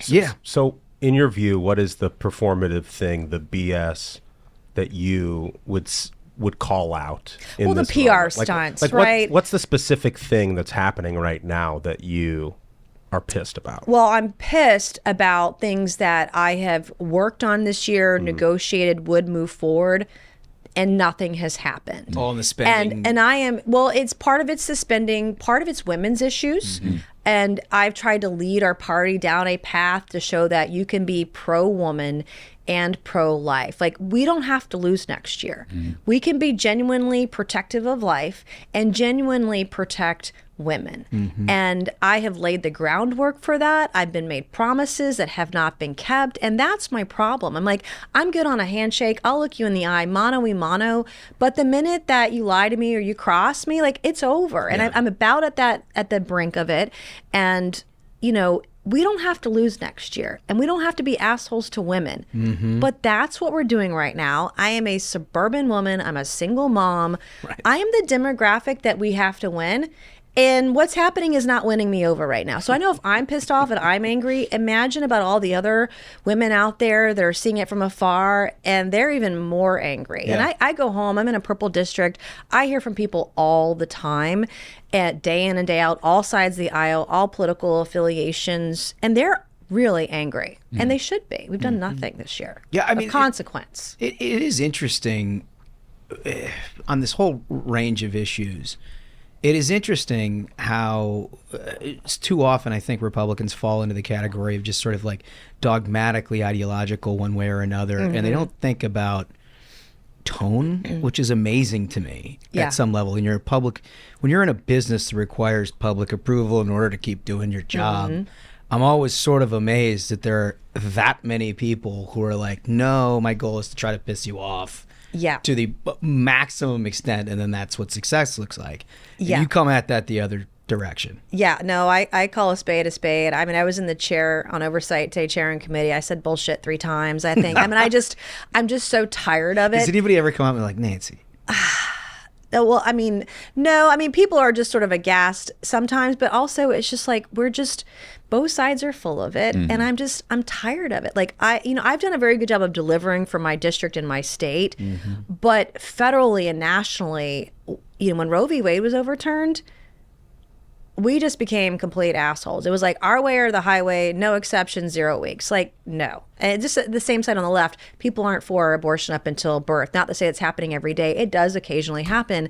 But what are we doing to protect the women who've been raped? What are we doing to give women greater access to birth control? Because if you're pro-life, you should be pro-birth control too, because that means less women will be going to Planned Parenthood to have an abortion if they have access. So it's just like common sense, and that's just lost because people just want to make a headline, say the craziest thing, do a stunt, stand up and shout during a State of the Union speech. And it's like, what does that get you? That gets you nothing. You want to move on to impeachment, but you got to show all the evidence. Everybody deserves due process. You can't speed this thing through without all that. And so it's like, I do get frustrated. I wear my heart on my sleeve. I don't do talking points or like media prep. I got my comms guy in the corner, but he didn't create any talkers for me. He's great. He did all this, but it's like, I just want to be a normal human, and I want our country to get back to that. And I'm trying to show this is the roadmap to doing that, particularly on women's issues, spending issues, whatever they are. And I just feel like I'm on an island. I'm alone. It's really lonely. It is a shame because I think that, I mean, you described your position as being on an island. I think people want normal Americans, regular people in Congress, representing them, speaking from what it is that they're seeing and what it is they think, rather than reading a list of talking points. And I think that the more people who get to know you and get to know your style, they'll be like, that's what we need in Congress. It's honest, and I don't lie, because if you lie, then you got to figure out, well, what did I say last time? And you just see that in people, and it's frustrating. It's really disappointing. This place is full of very smart people. It's also full of people that you're like, how the hell did you get here? But just the performance. Care to name any names? We got people up here who've never filed a bill. What are you doing? And then they do all these investigations, but nobody ever gets fired. No one ever loses their job. There's never a piece of legislation. How do we rotate the federal workforce? You got 52% of the people who aren't showing up to work. Like, why? I mean, like, how can't we just fire these people? You want to talk about, like, there's going to be a government shutdown. Let's start with the people who aren't coming to work and doing their job. They get off the payroll first. And then all the other bills can get paid. Like, Makes sense. I just can't. I'm not in charge, but that's a frustration. But I'm willing to work with both sides also. But the talking points, the charades, the bullshit, it's just, I'm over it. It's too much. It's a caricature of itself. It is interesting. I mean, look, this has existed probably forever, but it has become more apparent in the last 10 years, the number of people who run for office, Democrats and Republicans, who are almost, it's like a talk radio / book sales platform. It was like they're more interested in being famous than actually doing the job at some level. And I got to imagine, given how you sort of got into this line of work, that's probably one of the most jarring realities that you face when you get up here. No, it is. And it's not just about the headline. It's not just about the PR. It's how many likes did I get? You know, it's just you know, how many people looked at my video, and, you know, I'm just like, oh my God, but we are not legislating. We're not governing. And I was home over recess and working very hard. I went to the grocery store with my kids. Like, we spent almost $500 one day for a week's worth of groceries, and we ran out by Friday. And I'm like, okay, kids, meat, fruits, and vegetables, no boxes, no processed food, like, that's it. And it was still that expensive. And, you know, and so when I look at that, and it's two kids. Two kids. I don't even have that big of a family. Right. And, you know, Patrick barely eats anything at all. So then I don't have to worry about him. But, you know, I'm home and I'm cooking for my kids every day. And I'm like, how do you afford that? I mean, that would be the equivalent of $2,000 a month for meat, fruit, and vegetables for a family of 4. That to me is absurd. And especially if you contextualize it with everybody's experience up until the last 2 years. Yeah, right? I mean, your budget just doesn't reflect. Pre-COVID, I would be proud of myself. I would coupon and clip. I could do 5 to 6 days worth of groceries for $150. That's pre-COVID, you can't do that now. And then with the cost of gas, it's still almost $4 a gallon in South Carolina, which is one of the cheapest states in the country, and it's painful every time. I get depressed every time I go to the I pull up to the gas station. I was like, well, this is going to be $106. You know, it's very painful. And most people, you can't afford to do this. Well, good news is they're going to outlaw combustible engines here soon, so we'll all just have free cars, is what I understand. And then there'll be rolling blackouts. There won't be enough on the grid. The grid I'm sure it won't be reflected by China and Russia and Ukraine. I mean, we're screwed. It's bad. It's bad. I am a very negative outlook right now. This is the best. Super angry and pissed off right now. The day one black pill is something else. It's bad. It's bad. It's bad. It's just, but we cut off our nose to spite our face. Yeah. I want us to see us be successful. I think our policies matter. They are the best policies, but we are currently part of the problem. And we are not changing course. We're not doing anything to fix inflation or stem the tide, whether it's supply chain or spending. We're certainly not doing anything about the women's issues that we have right now. It's number 2 issue in purple districts. I am one of those districts. I see it day in and day out. It comes up in every town hall. Everybody that comes up to me in public, they all say thank you now. Republicans and Democrats like on the women's issue. But I'm like, why are we afraid to talk about birth control? Mm-hmm. Why is the pill such a bad thing? So I've noticed. I can't understand. I've noticed a lot on the presidential, just from the last debate. It seems like a lot of the candidates are rolling out their own version of the Republican position post Roe, right? Of what our position on being pro-life should be. If you had a magic wand and you were in charge, what would your position be for the Republican Party going forward? Well, it would be finding out what that middle ground is. What do Democrats and Republicans want? Both sides are using it to fundraise. No one wants to actually go anywhere. If they did, they would have fixed this years ago. What is the middle ground? If there's going to be a federal ban, both sides have to get in a room. It's not going to be 24. It's not going to be 6. So somewhere in the middle in the second trimester, I think, is where people can find agreement on it. Also, it's protecting women who've been raped, girls who are victims of incest, women whose lives are in danger, fetal abnormalities, making sure that those women are protected, making sure that FDA-approved drugs that have been approved, that we don't mess with that. We don't have court cases with certain judges to get in the way of that. If there's a problem at the FDA, well, then fix the FDA. And I would say there's a lot of problems at the FDA. Feels like got a big mountain of stuff there. Yeah, for sure. But and then the other thing is showing how we can be compassionate to women. So right now, in my state, and there are a lot of states like South Carolina, we have 14 counties that have no OBGYN doctor practicing in those counties. And so what are we doing to give greater access to OBGYN services? What are we doing to ensure women have access, better, easier, cheaper access to birth control? One of the things my conservative governor, Henry McMaster, did last year, around the time Roe was overturned, the state of South Carolina allowed pharmacists to prescribe the pill.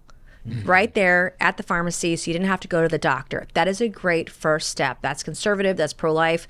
That should not be a problem. And I have a bill that would expedite FDA approval on birth control, for example, cut the fees in half and waive some of those fees and make birth control less expensive. And so addressing that issue. Abortion shouldn't be the only option. What are we doing to make sure women know what adoption options are? Do they have legal services? Do they have financial services? Do they have prenatal care to give their baby up for adoption, to know that that is an option? Parents don't have to go overseas. They can adopt babies right here in America. We have a broken foster care system. What are we doing to ensure those children are safe? What are we doing about the price of childcare? All this can go into our pro-life. These are pro-life things that women care about. It's not just federal regulations that increase the cost of childcare, also state regulations do as well. And so stemming the tide of government overreach and government overregulation in those industries can bring prices down. And that's another thing that we should be addressing. And then a thing that I'm working on passionately and have been for several months now, and I'm filing a bill in a couple of days, is about rape kits. We have over 100,000 rape kits sitting on shelves that have not been processed. It's an issue in every state.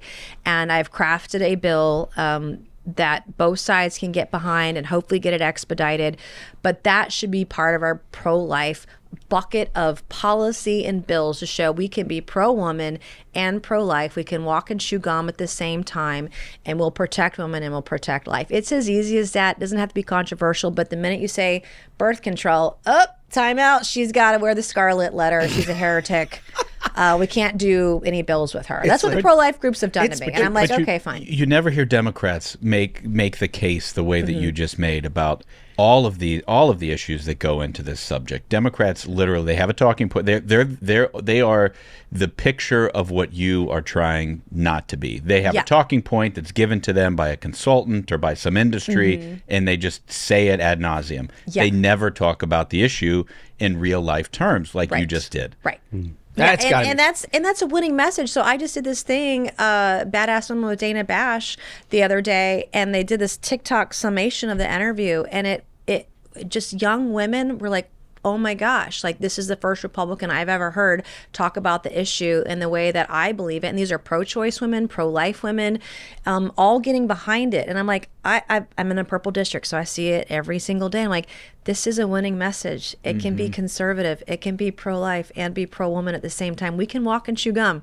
Like it's just not a controversial thing. Also, it's 2023. I mean, like the idea that we're having an actual discussion about birth control is insane to me. Or the fact that some of these bills that we're doing in states where they're mandating victims of rape reported to the police. Like that's a no-go. That should not be part of our platform. Doesn't need to be. It should be the woman's decision to do that. I mean, I'm a victim of rape, and so I'm very passionate about that issue. I want to give a voice to rape victims, and we can be compassionate and be pro-life all at the same time. This is not difficult to me. Like this is very common sense and it's conservative, but apparently I'm like a unicorn, and I don't understand why Republicans are so afraid to say birth control. Well, so as you look across the landscape of presidential candidates, do you think there's one who is talking about this issue in a way that is sort of like moving forward as a party? Donald Trump and Nikki Haley are moving the ball forward. They understand the dynamics of a general election. And when you hear them talk about the issue, I think they are more in line with a general electorate than any of the other candidates. Interesting. And it's a strange world that we live in, but those are the two that I see that are that are getting there on the position, are taking the right position, are talking about it. Nikki Haley was the only person on stage 2 weeks ago that said we should not demonize women. I mean, because she made a decision you didn't agree with, we should not demonize her. She is not evil. No woman wants to be put in the position. Feels like a less than controversial position. It's a very don't demonize 51% women. Of the electorate. And so she was the only one to say that, and everyone else was afraid to talk about it. We know this is the elephant in the room. We know this is going to be on the ballot next year. None of our presidential candidates should be afraid to go there. She's not, and neither is Trump. So that's where we are. Do you think Republicans are sometimes nervous to get into that conversation or that discussion because it feels like we're negotiating against ourselves? Because I don't hear a lot of Democrats out there talking about the number of weeks they would be open to. So they don't want to talk about it. Right. They don't want to talk about the number of weeks because in some states it's up to 9 months. Well, they also love the idea that they can just characterize everybody in the Republican side as being totally unreasonable. Yeah, but if we're just compassionate, just show a little bit of love and compassion and not be assholes to women, we can absolutely win hands. It's as simple as just being a normal human in 2023. Like, I don't understand. And it's like I know this is going to come up prayer breakfast. Okay. I know this is coming up. Program. But But like, when that happened, I got slut shamed. I mean, there was a Republican candidate running for Congress in Florida who called me a hoe. Like, if you were trying to get suburban women back to vote for you on the ballot next year, you just lost every single one of them. I am like a lot of women in the suburbs, divorced mom. Like, okay, all right. Like, you don't call women hoes and you don't slut shame them. So for those in the audience, literally living with my fiance, they have, a house and 4 kids and a dog and 2 cats. Like, full family here. That's not hoe territory. No, it's not hoe territory. I am not a hoe, but thanks for playing there. Like, she's definitely not winning that race. Like, I don't understand. Like, you just can't be that way to women. Like, what are you thinking? I want, for those in our audience who are maybe the precious few who didn't consume this, because you took over the internet here for a while. It's just a G-rated. It was a G-rated joke. It was a G-rated joke. But here's what we're talking about here. Do we have the clip here, Wolf? I woke up this morning at 7. I was getting picked up at 7:45. Patrick, my fiance, tried to pull me by my waist over this morning in bed, and I was like, no, baby, we don't got time for that this morning. I got to get to the prayer breakfast, and I got to be on time, and a little TMI. But he can wait. I'll see him later tonight.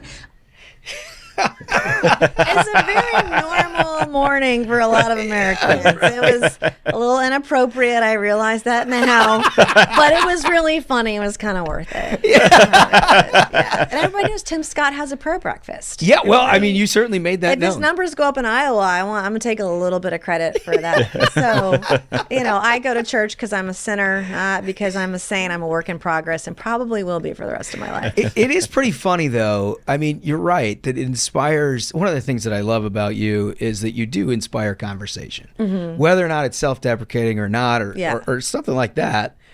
It's a conversation piece, right? Yeah. But it also probably goes to your larger point that you've been making here today. That's like, are we going to deal with an electorate as though it exists in the year of our Lord 2023? Yeah. Or are we going to pretend like we're all sort of puritanical? Oh, yeah. Oh, right? 100%. And, after that, and I can't believe, story usually lasts for 24 hours. It's still going. I'm like, really? It's been weeks. Oh, yeah. It came up again in an interview on Monday night. I'm like, okay, on Gutfeld. I'm like, all right, I guess it's still going to be news. And Will will tell you I was totally off script and it was not part of. Yo, those weren't talking points? Those were not talking points at all. And there, my staff was like, what did you just say? I was like, I don't know. It sounded good at the time. Maybe not so much later. I have a different speech for next year. I will work on it. When you do it next year and you drop something like that, I want an also camera on the comm staff. Just like one's on you and then one's on their faces. The room, you couldn't hear it, but the room was on the floor in tears laughing. Like everybody can relate to what I was saying. And the thing that struck me after that, 5 days after, I was back in the district and I'd seen some women in the district, some friends that live in the suburbs, and they're like, this is the reason I don't go to church because I don't want to be judged in that way. Mm-hmm. You shouldn't go to church when you're perfect. You need to go to church when you're imperfect. Like, I'm the perfect example of I got to be in church every Sunday and learning from these experiences. But they're like, this is the reason I don't go to church anymore. And this is the reason I don't vote Republican. Because of being judged. And the way that I was attacked by people who want to be influencers and all that sort of thing, it was so astoundingly offensive to women in the suburbs. I was like, if you wanted to win these women over, you just lost every single one of them because you're acting like an asshole. Well, it turns out that sex does happen from time to time. It is not exclusively for procreation, as many people have become. But I have a family. aware. We have a life together. I mean, it's complicated. It's modern times Right. and that sort of thing. And that's your point on all of this, right? I got a kid who's going to object to the wedding in the middle of the ceremony. So we're just taking our time here, right? So I'm going to let their dad get married first and see what they do, if it happens or not. But, life is complicated in modern life. And we're doing the best that we can. We're in church every Sunday, bringing the kids when we can. My ex is in the same church that we are with his girlfriend. I mean, that's the modern family right now. And we don't want to offend them. We want them to be with us and to vote with us, to do policy with us, be a part of the Republican Party. Those are the people we got to go after. And when we act like we're better than them or more perfect than them, like, that's not real. It's just not. People are flawed. I am deeply flawed, and I just happen to talk about it in public a lot. Well, That's why I get in trouble. So many of these politicians are living, or at least presenting like they live in the land of make-believe. Yeah. You never hear real anything from a lot of these guys. And there's such a premium, at least in the minds of voters, there's such a premium on authenticity. Yeah. And I think that's probably one of the things that's so attractive about a candidate who is actually willing to say what it is that's going on and not just some made-up bullshit. Made-up bullshit, and they're probably the ones that aren't faithful to their spouses, right? I mean, you see that too, and it's like, no, I tell you everything. Like, it's all out there. You know, all my imperfections are out there for you to judge. But voters know that. They see right through it. So it's like, when can the Republican Party start adopting more of that mindset? I mean, I'd love to see it. I'm trying. I'm working hard over here. Yeah. I'm like, here's everything I've done that's bad. I just, but I think if we could be more authentic to ourselves and to our neighbors, we would be so much more successful. We could have won by so much more. We didn't have to have a 4 or 5 man majority in the House. We could have had a 12 person majority, but that's not what happened because of all the other BS and not being real and authentic and trying to live up to an expectation that is not realistic for the mass majority of Americans. It's a fascinating take. I think it's right. What I find so interesting is, like you said, you represent a purple district in a conservative state. Yeah. And so you got to win both. I got to win it all. I have like 40% are independents, 32% are Republicans, 28% Democrats. Yeah. I mean, it's very libertarianish, very independent. Those things work with both sides. Like, both sides don't want to see us add $20 trillion to the debt over the next 10 years. They want women to be respectfully treated. We have fentanyl overdoses in our district and in our state. So, having that independent spirit, it makes it all better, worthwhile, and honest. I want to get your take on the impeachment inquiry, which is basically taken over the news cycle here, even as we're dealing with potential shutdowns and everything else. I think where we have been is we've watched what was initially started by Senator Grassley and Senator Ron Johnson in the Senate, and then ultimately when House Republicans took over, Jamie Comer and his committee have skillfully obtained a bunch of information that we were all told was fake news and Russian propaganda. And they have actually turned it over, despite the fact that maybe the New York Times and the Washington Post don't want to write about it. They don't want to put eyes on it. But they've done this, right? I mean, they've shown not only is there smoke here, it's getting thicker. And so there's a balance there of where you begin the conversation about now where we're at with impeachment. And I'm curious about your thoughts about sort of where this has led, where we're at now, if it's a critical juncture, and what do you think needs to be found? Yeah, we can't just jump to impeachment. Like, that's just not, you can't. Everybody deserves the right to due process. And I've always been very much on the civil rights side of things. But my understanding initially when we were talking about inquiry, I was worried about it being taken out of the hands of Jamie Comer and Jim Jordan. I did not want it to leave the committee process because they're doing such a good job. And I sit on oversight, so I'm a little partial there. But my understanding with an inquiry, it will give us broader subpoena power, and also we should have an easier time gaining access to bank records, which at the end of the day... And that's what this is about. Yeah, right? To me, it's about Joe Biden's bank records. Like, I'm done talking about Hunter. I don't care if we ever talk about him again. I don't want to see any more pictures. I don't want to... I'm done. Like, I don't want to look at any of that stuff again. But it's about the SARS reports that we saw. And the amount of money that we're talking about is astronomical. Yeah. And I don't say this lightly. I do believe that Joe Biden will go down as the most corrupt president in U.S. history. He's sold out his soul and our country to communist China, to Russia, to Ukraine, to Romania, and God knows who else. And we know that his family got a third cut of everything.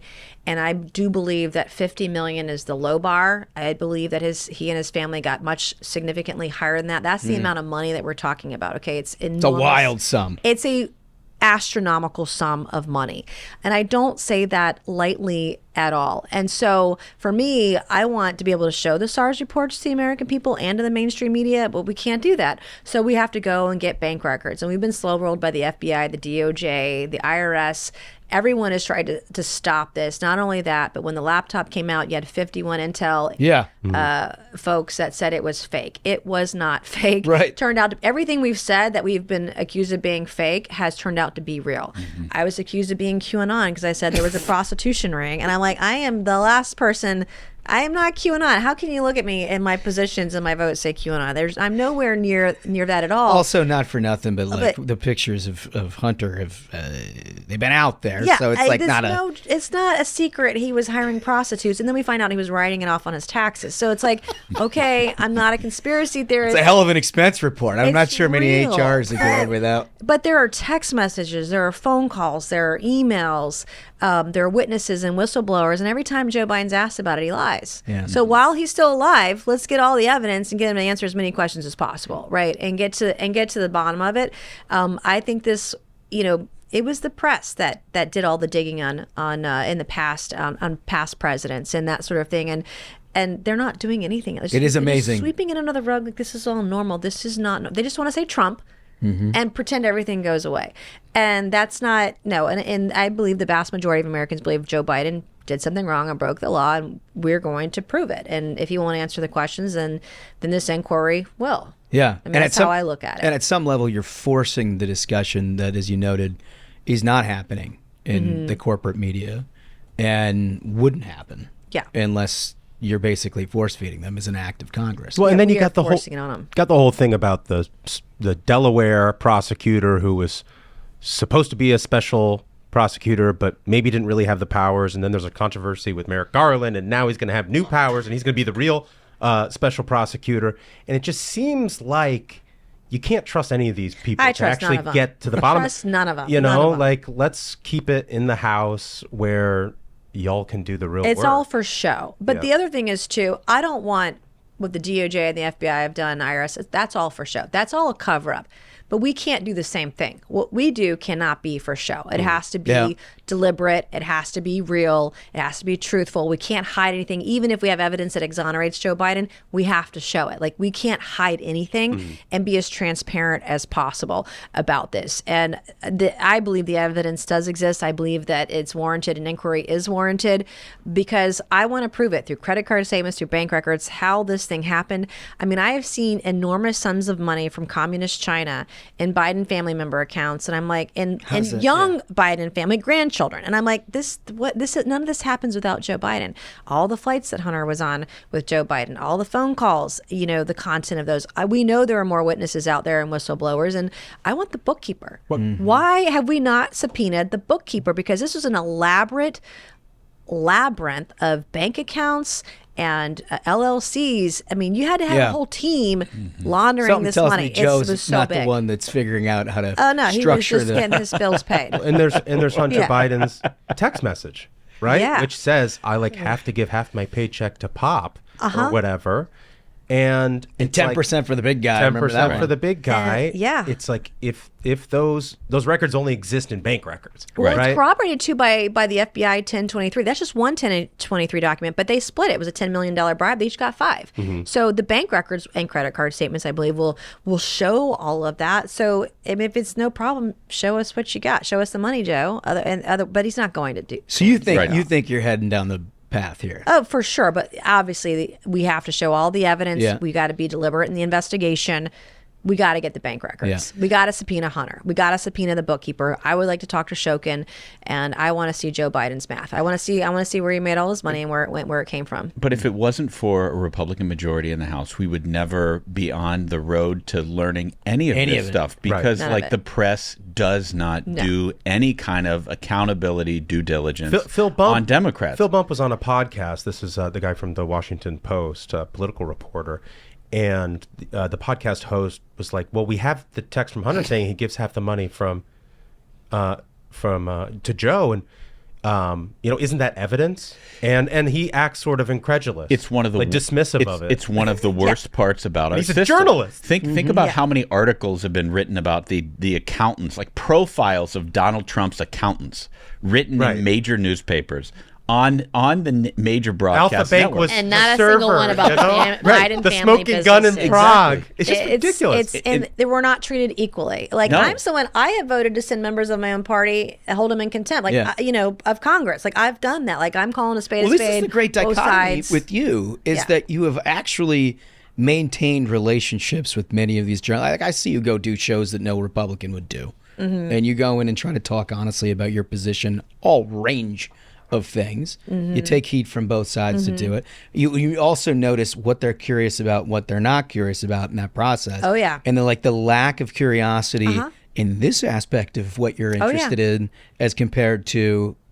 as we talked in the top of the show about women's issues, for example, Yeah. is striking. It's striking. And if this were anybody but Biden, like on the Republican side, if this were Donald Trump, I mean, it would be done. And that's the duality in all this and the hypocrisy. If you're supposed to be, and I went to journalism school, so my master's degree I'm is in sorry journalism. about that. It was PR, but communications. I like to write. I love to write. Yeah. But you're supposed to be ethical and treat everybody the same, and that's not what they're doing. And they just want to be part of the cover up and make excuses and normalize this behavior. The problem is you can't normalize this behavior because if next time it's somebody else on the other side, a Republican, it's not normal and it's not okay. It's never going to be okay. And we should be able to call a spade no matter who it is. So how do you handle it when you've got a resident journalist who is like, tell us again about, why the Republican Party is not handling women's issues correctly. And you're like, okay, we do it. And then you have such a good give and take, honest relationship. And then you're like, and you should talk to us about what it is that we're doing this week as it pertains to this very specific inquiry into the Biden's finances. And they're like, no, thanks. Yeah, well, they're like, there's no evidence. I'm like, I dealt with it today. Will can say I was going in to vote and back out today, and there's like, well, there's no evidence. How can you justify? I'm like, oh my God, text messages, emails, phone calls, lies, SARS reports, witnesses, all the things. It's all there. We just got to get the bank records to back it up. Yeah, and show what they don't want to see. But you can see then. What your initial, what we talked about right at the top of the show is your frustration with how members are dealing with a range of issues and whether it's all sort of performative and whatnot. It's you fake. can kind of understand why it is if there is literally no incentive structure built at all to deal with very real things. It's all about constituencies that you're sort of manufacturing. I mean, don't you think that the media in large part is sort of responsible? They are. And they're not fully responsible. I mean, we obviously members of Congress that participate in the performance arts are part of that as well. But it's social media, but it's mainstream media, pushing that along and feeding the beast. They're doing it for clicks. They're doing it for ads. They're doing it for revenue, and not for the truth. Yeah. I mean, it seems to me like when you're never going to be rewarded, you're one of those very few people who understands that you're never going to be rewarded for talking about some of the things. Trying to do the right thing, right? But also, I'll kick ass and take names in the process. Yeah, that's why we love it. I will, cut you. Don't lie to me. Don't cross me. It can get very ugly very fast. But that's the way that it should be, though. I mean, it's honest. That's honest. Yeah. That's the way our country works. It's great. All right. So we ask everybody 3 questions, and you're probably going to get a 4th from this guy. But these are like, you're gonna ace this quiz. You're gonna ace this quiz. First one is your last meal on Earth. If you can plan it, what would it be? Oh man, that's a tough one. It'd be all the carbs I don't like. It'd be like all the carby stuff. It would be bread and butter and fried calamari, a steak and a lobster roll with bread dipped in butter. It would just be the fattiest, most carb, most starchy meal you could have. The never-ending pasta bowl. It would be lobster mac and cheese. Nice. It would just be everything that's not good for you. I love that there's like 5 entrees that are just listed chocolate. in that. There'd have to be chocolate at the end. Chocolate and just a big bowl of red wine, I imagine. Yeah, something sweet, like a port, like something. I like dessert, so something sweet, something with chocolate too. Like definitely. I love that. Okay, all right, that's alcohol would be involved. Yeah, I mean, it's your last day. Yeah, you can't just go out without. Yeah, I got it. All right, so second question: if you never got into public service at all, and you've got this sort of blue sky of your life that you can do anything you want with it, anything you want with it. Anything? Absolutely anything. Doesn't matter how crazy. And it also doesn't matter whether it's practically acceptable or not. It's just anything. It's totally not unreal. I would say wave a magic wand and fix everything. You'd just be a magician? I'd just be a magician. Just wave a magic wand and fix things. Like, I don't know what's happened in the last 5 years. It's such a different place than where we were even 5 years ago. And I see it. I get a lot of death threats, and it doesn't have to be this way. Weird, right? I want to fix it. I just want to fix everyone that's hurting, everyone that's having a challenge. I want to wave a magic wand and I want to fix it. I want to make things good again. So you don't want to be like a WNBA basketball player? No, I love my job. I love what I'm doing. I know the art of what's possible. I know it's possible. So like would be my dream, is just to be fairy godmother, wave the wand, and fix it. A fairy godmother. That's the first here on the Ruthless Variety program. Sure we haven't like had that one. Yeah. Sure is. That's good. Yeah. Well, I have one question for you. And at the Ruthless Variety program, we've taken notice of the animal kingdom. And I don't know if you've noticed this, but lately these animals are kind of rising up against humans. We heard about a dog that killed its owner, literally shot the owner. Shot its owner. No, a hog, I did not read that. Oh, yeah. A hog killed its butcher. There are monkeys in Asia dropping kids off of roofs. I thought they were dropping dogs off of roofs. Both kids too. Yeah. Really? Yeah. It's outrageous. And the bears are robbing people's homes. Oh. They are. An orangutan at a zoo threw a possum off of a pole. Did you see that one? They're terrible. They're Have terrible. They had They're terrible. COVID before. I don't Is know. that- The animal kingdom is rising. Yeah, the point is they're terrible to each other and they're terrible to us. And so what we're looking for is a few good men and women who can stand up for the human race. This is an important and they're question. willing to fight back against the animal kingdom. So I our love question animals. I love all of God's creatures. Well, not if it's trying to kill you. No. So if Or it is kids. trying to kill you or kids, our question to you, Nancy Mace, is what is the biggest animal you feel like you could take hand to hand? Bare hands, because we also heard the Mama Grizzly speech, I so love we Mama expect a little Grizzly. something out of you. Yeah, the biggest animal. What's the biggest animal in the world? Whatever that is. Chuck Norris right here. I mean, Nancy Mace is going to fight a blue whale. I have a 6-pound dog. My dog whale. is 6 pounds. She's vicious. But no, whatever the biggest thing is. Yeah, a blue whale. I don't know. Are you sure? You got to go for the blowhole on that deal? They're Plug it not up. going extinct, are they? No, Those I are don't not think they're extinct. good. No, Not they're big. Okay. Just need a big Are you port. worried about the politics of the blue whale? I don't know about the politics of all whales, because some of them are going extinct, and yeah, it's complicated. Yeah, no, I love- that's what Big Wind is doing. Big wind in the Northeast is killing the right whale, and they're in denial about it. I watched a documentary about it on YouTube the other night. Don't watch a lot of TV. I do watch some YouTube, but they were talking. I was like, oh my gosh! I mean, it's a racket. It's actually happening. multi-million-dollar racket that's happening, and we're killing the whales. See, this is why we get the question here. She's got an actual opinion, and it's got the blessing of major media.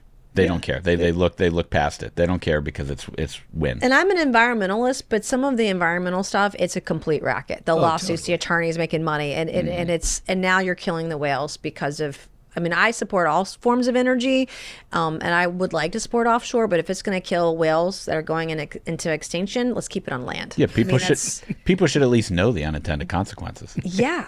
Yeah. And better to take out a couple of birds than some whales, right? Right. Yeah. Nobody's going to miss the bird. Well, I mean, if you hunt, I will go bird hunting. I will eat birds. Nice. Yeah. Nice. Quail There and you dove. go. But Yeah. Quail and dove. That's great. There's probably pretty good quail hunting in your neck of the woods. yeah, in South Carolina. Yeah. Very good. Ah, Bake it with some bacon. You're all set. yeah, I love that. All right, so here's the last question. Last question is, our view is that most successful people are motivated by one of two things. Thrill of victory or the agony of defeat. And it's not that anyone likes to lose or that anybody doesn't like to win. It's what motivates you to go to that next level, right? And you can think of Michael Jordan as like the prototypical agony of defeat somebody, right? Like every time he won a championship, it was like 6 seconds of appreciation with the trophy. And then the next day he was like inventing new reasons in his head for why he should be angry enough to go back for another one. Yeah. Right? Or it's like the Tiger Woods is the agony and Phil Mickelson's the thrill of victory guy, right? So Glass the half full. glass half full person versus somebody that just uses sort of like the negative energy that people are trying to throw at them as a reason to keep going. I'm a little bit of both, but I will admit I love the fight. Yeah, you're an agony. You're an agony gal. Today you're agony. No, I'm like this every day. No, I love the fight, but I like to win because I fought to win. Yeah. And I like to make wrongs right. Like if you've been wronged, I'm going to fight like hell to make it right for you. I mean, it's that sort of victim mentality because I had that trauma at a very young age. But I like to fight. I like to be in the mix and fight. So like when someone laid their hands on me today on the floor, hopefully there's a picture of my reaction and what came out of my mouth shortly thereafter, and has still spewed, on and on. I like the thrill of the fight because I like to win, and I like being the underdog. Yeah. And I don't mind doing it alone. It's better to have friends and have a team and build relationships, but I'll go it alone if I have to, which is what I'm doing on the women's this issues. is how she's being honest here with the Ruthless Variety program. Because if she would have gone full glass half full Sunny Optimist move, I would have been like, nope. Nance. No, but I fight to win. Like I want to fight and I want to win. Like that's what's like that every day, day in and day out, 7 days a week. I love it. That's a great answer. So if people want to follow along with the work you're doing, both officially and assume your campaign side, where do they go? Just look up Nancy Mace, spelled like the pepper spray, MACE, nancymace.org. If you want to donate, you can chip in over there. But I have social media on both official and personal and political. You can see all the stuff I'm mixing up. That's great. Well, you're always mixing something up. I am. And we appreciate when you come on here and mix it up because this is great. I'm excited to be on here for the first time. Hopefully not the last time. No, we got to do it again. I didn't embarrass you guys. We got to do it again. No, that's impossible. We do that to ourselves. Yeah. Okay. Yeah, no, you couldn't possibly do that for us. Yeah. No, I appreciate it. You guys rock. Awesome. Yeah. Thanks for joining us. Thank you. Yeah. Look, I think she's great. So I think she gets a lot of criticism from people because she doesn't stick within sort of the dogmatic view of certain issues and gets criticism from people who think that she gives ground on things that obviously the Democrats are not battling in good faith with. And I think some of those criticisms at times have some fairness.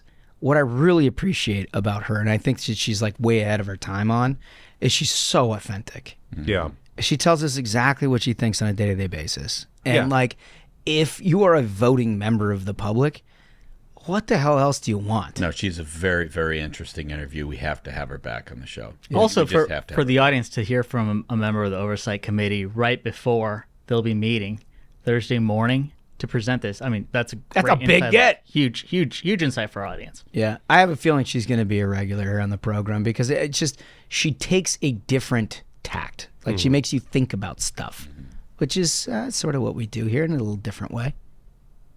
Fellas? Did we do it? I think we did it. I think we did it. I think so. Absolute banger of an episode. Gentlemen, thank you so much to our guest, Nancy Mace. Thank you so much to our listeners, especially those who have subscribed on YouTube. So do that if you have not yet. So until next time, minions, keep the faith, hold the line, and own the libs. We'll see you on Tuesday. Stay ruthless.